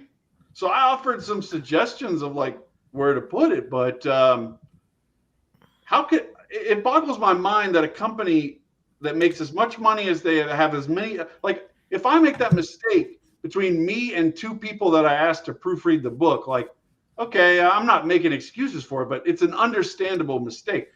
To have a mistake like that in a book that was vetted by 80 people, Right. How does that happen? I don't know. Yeah. No, we've had that we've had that discussion with like talking about Kickstarters and stuff where, they crowdsource like the editing and and the error checking and stuff. Yep. And then, then you get a book and it's got errors and stuff like that in it. And it's like that's one thing, and I mean, I'm not a fan of that. I don't think anybody is, right? But it's like pay an editor, pay some, whatever, make some sandwiches for somebody that's going to do it, whatever. But it's like, yeah, when you get a big company, it's harder to forgive that stuff, because it's like, yeah, like you said, it's not one guy that's working on it that put it out, and for his friends and stuff and looked at it and that's it. It's like this is an actual company that's supposed to be producing, high quality stuff, and and you mentioned it earlier. It's like their books are designed to look nice on a shelf, and if you pull down and you pull it down and you flip through it, you're like, oh, this is a cool book. It's great, and that's what you're supposed to do with them. I think you flip through them, you put them back on the shelf.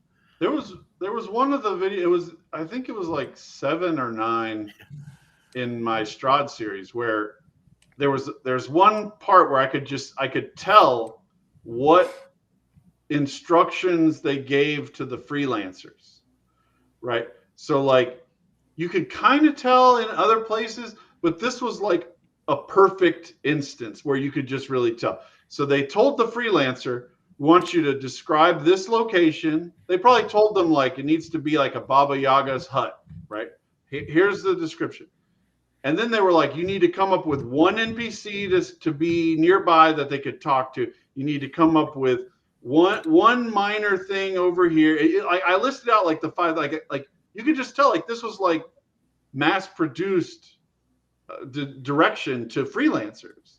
And I was like, that must be what they're doing, is that they're sending out, they have like 9 or 10 different freelancers. And they're like, here's your instructions for making this place. And here's your instructions for making this place.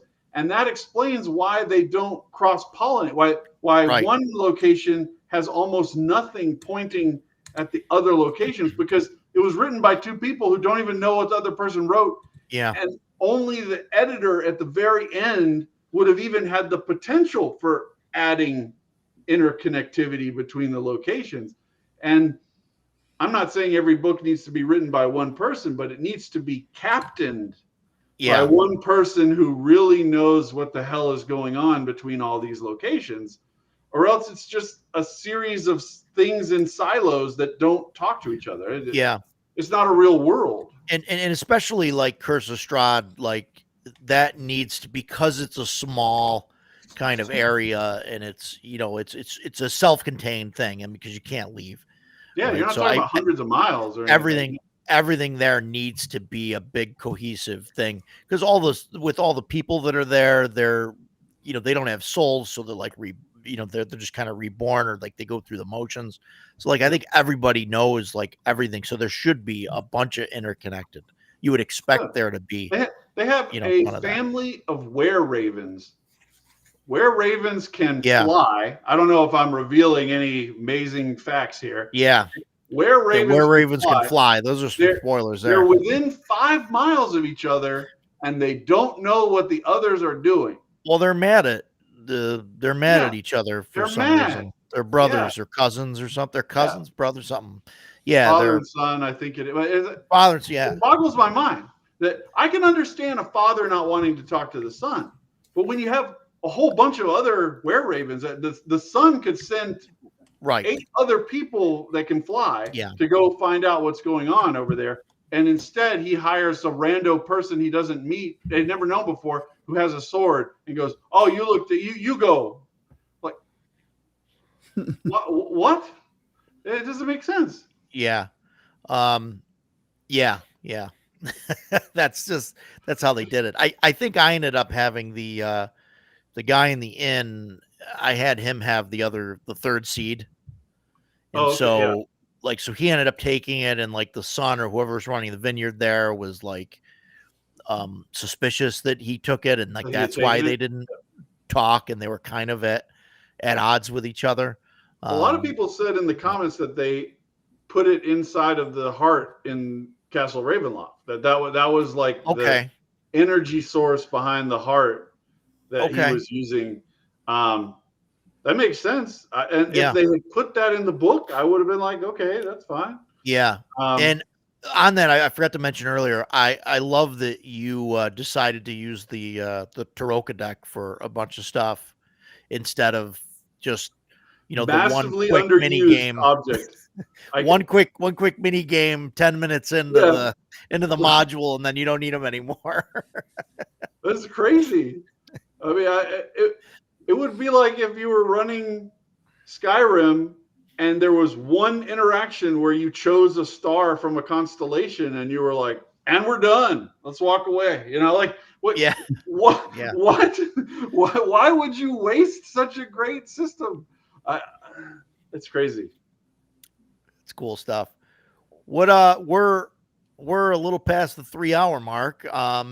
Is there anything else, dying questions you guys have about Skyrim or Shadow Rim or anything for Greg before we? Greg, are you coming to Rogers Con? The issue is not money or even logistics. It's family stuff. So I have to sort that out. Well, I wasn't meaning to trap you. Been putting it in my ear. He wants me to come up there as well. I get it. I just have, it's a time of year when I have a lot of family stuff for reasons I don't go into in public, but yeah, like it's just, if it was on Thanksgiving, I would have to deal with family stuff on Thanksgiving. Like it's just a time of year that is tough for me. Gen Con is similar kind of problems. I've had people ask me, are you going? I'm like, I've never been. I'd like to go. It's not a money or logistics thing. It's just I got a busy life. I got stuff. Well, yeah, sure. I wasn't trying to put you in the corner. I was asking because if you do, how much would I have to pay for you to run Shadow Rim and me to sit down at the table and play? Well, that was really the end point of that question. Yeah, I'm going to be at North Texas next year for sure. That does fit into my schedule, and there's a whole bunch of people that are there that are important to me for a variety of reasons. This is going to again sound kind of like I do this all for me kind of thing. When I go to the convention, my goal, I said this right before I went to North Texas, it's almost like I'm a zoologist. Like I want to go there and study the animals and learn what they're doing so that I can come home and figure out, write papers about this is when the big gorilla stands up like this, that means blah, blah, blah. Like I'm going there to like study people. Like I played in a game run by each of the Black Lodge guys. And when I was in it, I was like, what is it that they're doing that is different and unique? When I'm in Greg Gillespie's game, I'm like, how is Greg doing this differently from the way I would do it? I'm like reverse engineering it and studying it. And so for me to go there and then play my own game, which I don't need to learn. I don't need to learn about me. Like I would want to go there and have you run a Shadow Rim game so I could learn what you are doing in Shadow Rim. Like that would be the thing that I would appeal to me, because like the whole thing with YouTube, the whole thing, like I'm looking for anything that other people are doing that I can learn from. I'm okay with running games. I'm okay with running games for people, but to run someone's game for the person who made it, that's a little nerve-wracking, I think. I don't know. Maybe this is I sometimes when people say something to me about public speaking, and I'm like, I've lectured in front of 120 student classes. Like, there's very few things that would intimidate me speaking in front of a big audience. Like it's just I think. For me, like if you're afraid, I would be like, just don't be. Like, I'm not judging you. I'm not. I would actually, enjoy seeing it run in a totally different way from what I'm expecting. That would be good data. That would be good thing for me to see.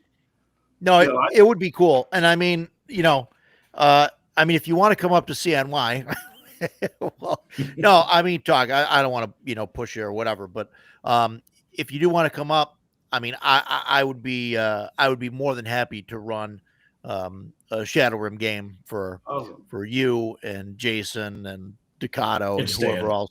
Yes, whoever else wants in, to the game. So I don't know if that helps you. I understand you got family stuff. I don't want to push, whatever you get. Like I said, to me, it's like academic work. I'm studying how these things work, because maybe I'll learn nothing for 2 hours, and then there'll be a 5-minute period where Jason does something that I've never seen anyone do before, and I go, that's it. And then I take that and I run with that and I evolve on that. Like, I don't care that I had to go through 2 hours to get that. That doesn't bother me at all. Like, the walking away with that one thing would be awesome. Like that would be it. Like, because it's not like I'm expecting to go in there and it's going to be 100% different from anything I've ever seen before. It's that like 5 minutes where they're doing something really unique. That's where the good stuff is. That's pretty valuable, because I think in general it's pretty rare for people that are just running games. Like, you typically run a game, a session or an adventure, and then you move on to the next one. But when you take an adventure, and I've done this, I've run it for like my home group, and then I've run the same adventure for game store group, and that's a really kind of unique experience, because you're like, oh, well, my guys in my home group, they didn't do this. Like, you guys went, which is awesome. Like, I love when that happens. But I don't think it's something that game masters get to experience as much. So, like, what you're talking about is, I did that throughout my career. Like, I would go and train with people, and I was a trainer at work, but like half of my thing when I was training was listening, like, how are they doing it? Like, I understand, like, getting the material, but like, how are they presenting the material? How is it coming off? Or, and just different ways of doing it that maybe I hadn't thought of. So that's a unique experience. It's a good I have a pretty good example from Alien. So the starter box adventure for Alien is called Chariot of the Gods. It's very good. I'm not criticizing it.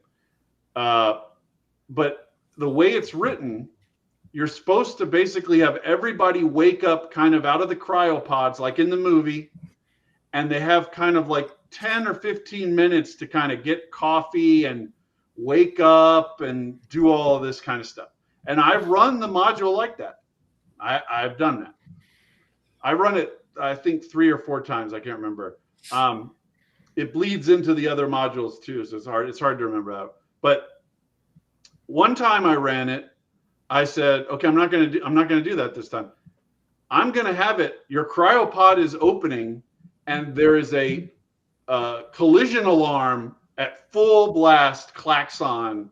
You're wide awake. The pilot has to get out of his pod and run in his underwear down the hallway in order to get into the seat and stop from colliding with the ship. That's the main part of the module, right? Is that you run into this ship out in the middle of nowhere. And as written, your AI on your ship detects that you're going to run into this and wakes everybody up in plenty of time for you to wake up and slowly adapt to the fact that I was like, what if it's right in your face, like that second? And if you fail that check, if you run in your underwear down into the pilot's chair and then you fail that check, it seriously damages your ship now because you collided with this other ship. And then there's all these consequences. So there's real stakes, There are way more stakes than just getting up and leisurely adjusting your course so you don't run into this other ship.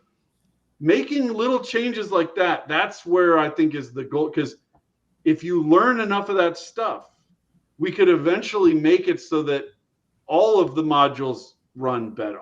We can develop practices and ways of writing things and ways of doing things so that it improves all of it. And that would be, so if I went to a con and Stan is running this, and instead of opening up like that, he's like, you're running down the hallway in your underwear trying to prevent your ship from running into this other ship, I would be like, that's the good stuff. I can use that. I can put that somewhere else. And Stan also had a great point that it could be a player, not the GM. I could sit through a game and the GM does everything in a way that is predictable to me. Not like, I'm not being insulting. Not in a negative way, sure. Yeah. Like it evolves in an expected way. But one of the players does something just crazy, and I'm like, I can use that in some way. That's what, to me, that's the great thing. That's why I talk to people. That's why I get on YouTube. That's why I do all this stuff. Is I know that stuff is out there. There's nobody that's mining it that I know of. That's trying to find it everywhere as aggressively as possible. Yeah. Yeah, that's interesting. So are you going to when you come up after watching all of these games and everything, and you're writing the stuff down, are you going to publish this information, or like or is it just going in your notebook? Well, to me, like this is a word that doesn't get used enough. Praxis. So it's one thing to develop a method.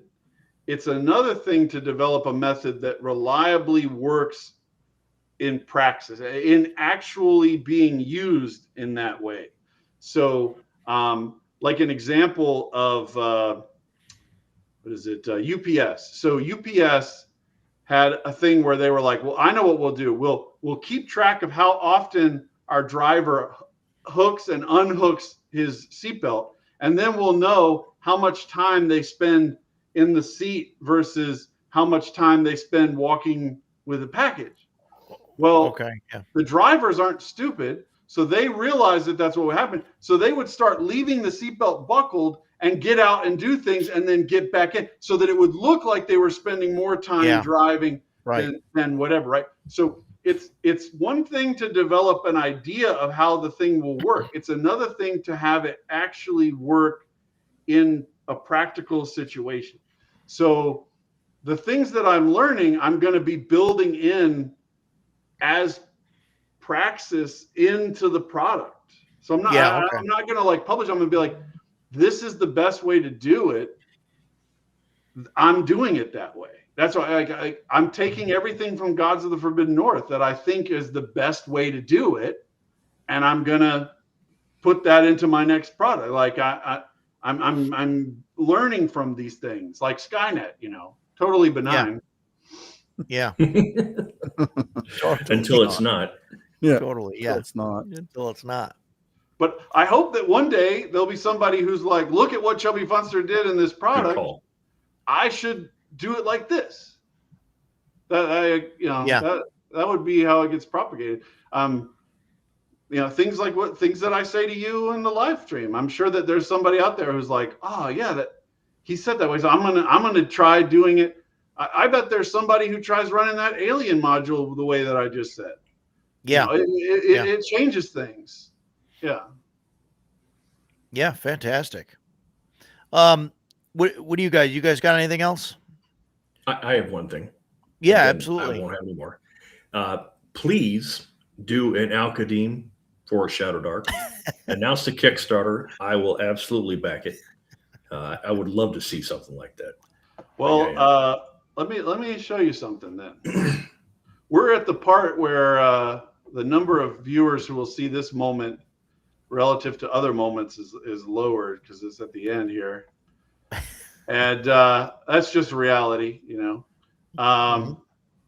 So this is, the game is going to be called Karazim. So it sounds like Al-Qadim a little bit, you know. It's opening an InDesign file. It takes a little time. But the state that I'm going to show you is basically what it was when I started really doing these YouTube videos. And so now I want it, before I can finish this, I need to figure out all the things that I'm going to change about this in order to publish it. You said I was like, I'm realizing mid-process a whole bunch of things that I want to make changes to. So this is definitely not, come on, InDesign. Here we go. Okay, so this is the spread. I'll share it. I hope this works, because InDesign is lags when you got a big file. This is a big file. Yeah. So this is like backgrounds for the setting. The stats, you've seen these pages before. There's ancestry choices. This is a huge empire with all these people. It's like the caliphate type empire. Yeah. We've got some art, some I design everything in layout and just build it piece by piece. So there's like a Himalayas type area called Lahij. It's like this.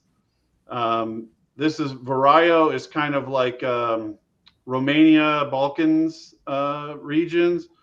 There's character names. There's classes: a blade, a dervish, enchanter, the Ghazi, mystic, outlaw, and then there's a 9-box alignment system that's different from Shadow Dark, with a religious axis and a aggression axis. So you could be very religious and very aggressive, and you're a fanatical person. You could be very unreligious and very non-aggressive and be timid. Right. So it creates this way. So then when I give you a character, you can tell how they should be role playing based on that alignment. There's languages. I have a whole bunch of equipment, clothing, all this kind of stuff's already built in. You know, so I'm saying it's mostly created this game, right? Traps, even spell catalysts, which are in the player companion, all this stuff. We're on page 95.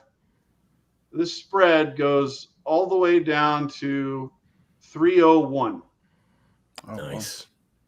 So the end part of the book is this is a player book, and it's like a gazetteer. So the players will know where everything is. So these are kind of the places that I haven't developed that much in the gazetteer.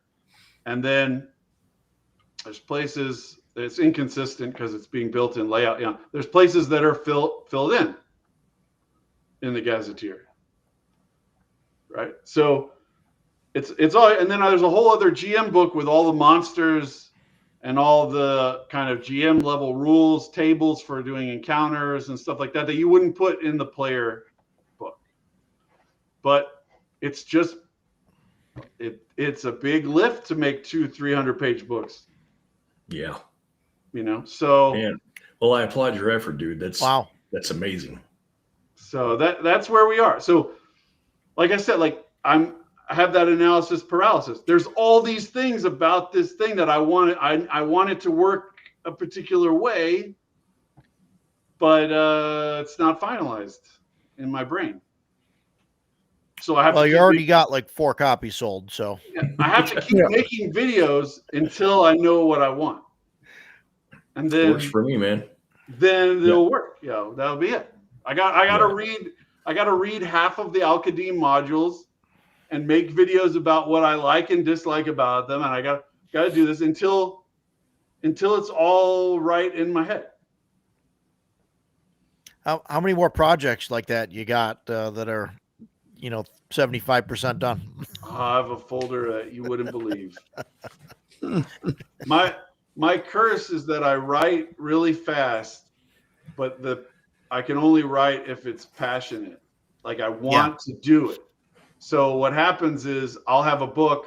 I'm like, I have this great idea for a Western game. I had a Western game called Laredo that is probably 75% there. And the idea is it's like DCC, but you're running like a gold rush as the gauntlet. So you have 4 guys that are headed out west, and a bunch of them are going to die Oregon Trail style until you get down to your level 1 characters that end up in Silver City. Nice. Or whatever. And then that's how you start your Western. So I built out tons and tons and tons of stuff from that.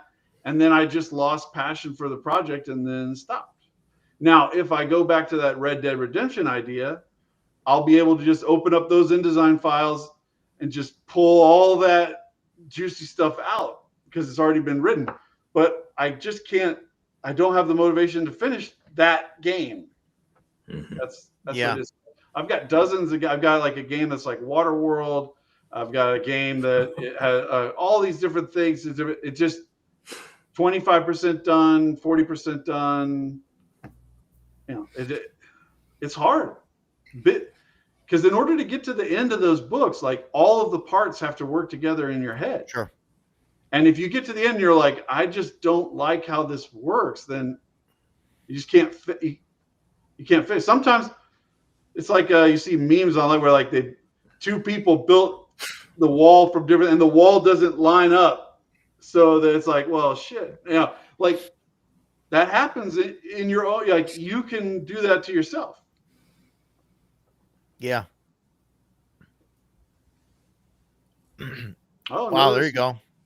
Mike actually played in my Saturday night game for the first time this weekend. So thank you, Mike. You have any general advice for adapting a game setting to another setting like you've been doing in Shadow?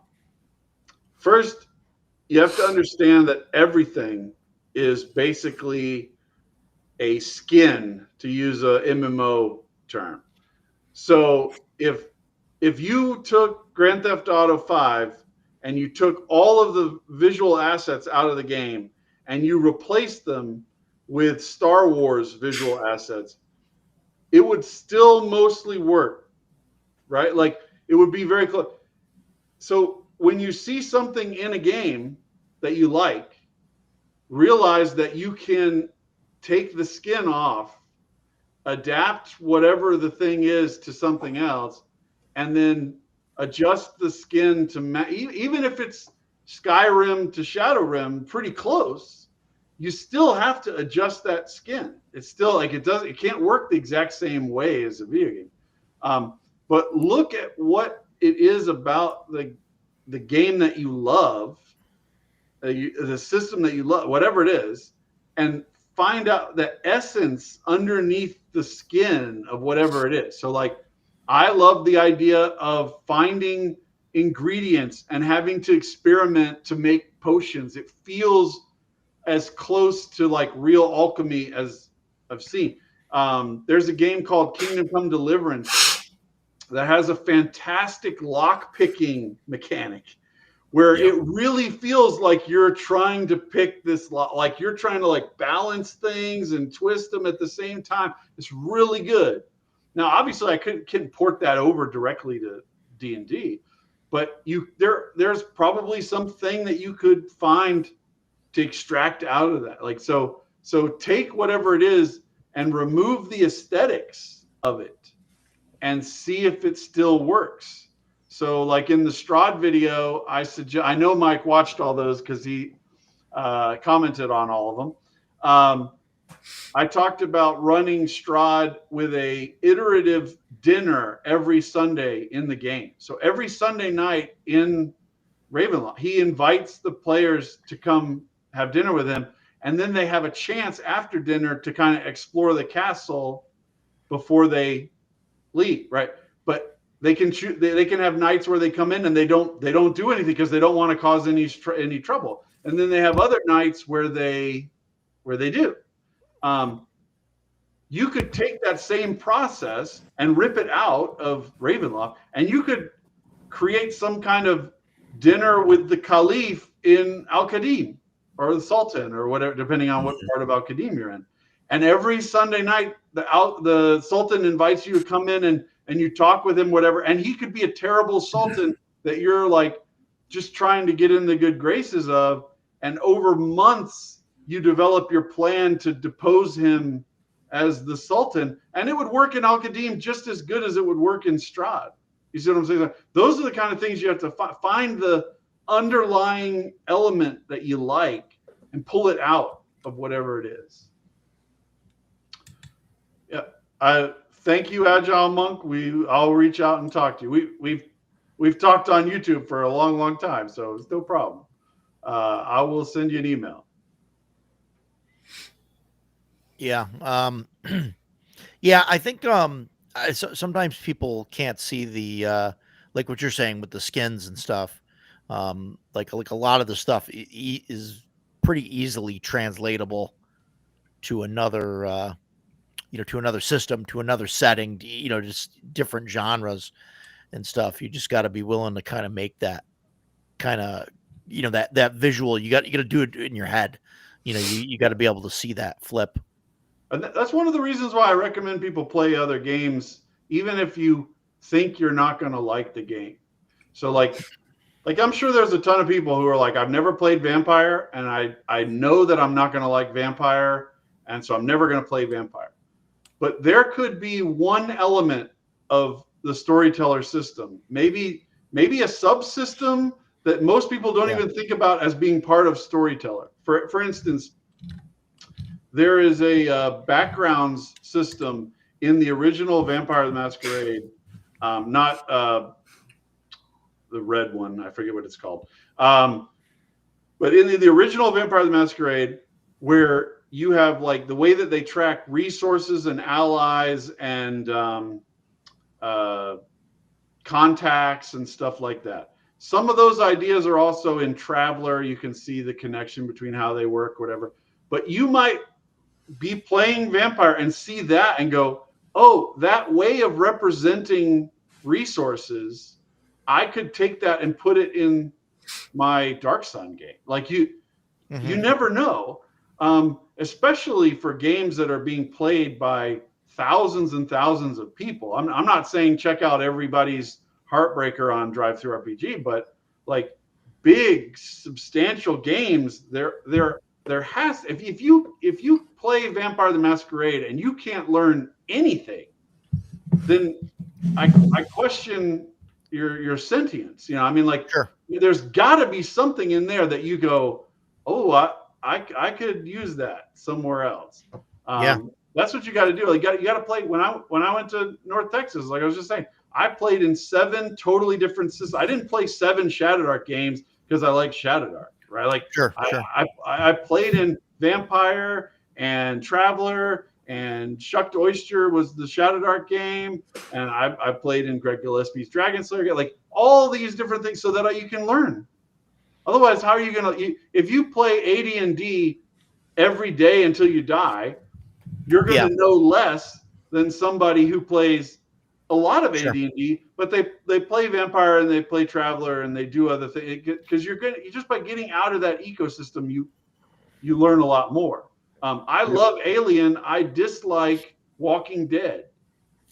It's almost the same thing, but by playing them both, I can see the thing that I don't like about Walking Dead is now very clear, because Alien is almost the same thing, but it doesn't have this part, and that's the part that I like. So, okay, that's the thing I need to save, and I don't want to accidentally delete it. That's how you find new things. Yeah, absolutely. What else we got for Greg? We're way over here. We're past his time, I think. I don't know.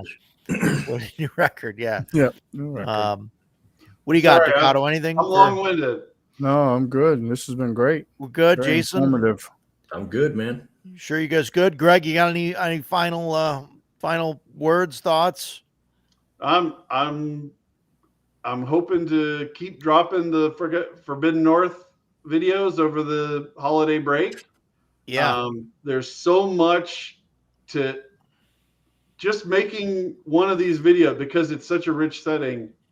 Like you get to the end and you're like, oh man, like I've actually learned a lot doing this video. Like I'm like, oh man, there's things that I didn't even appreciate the first time.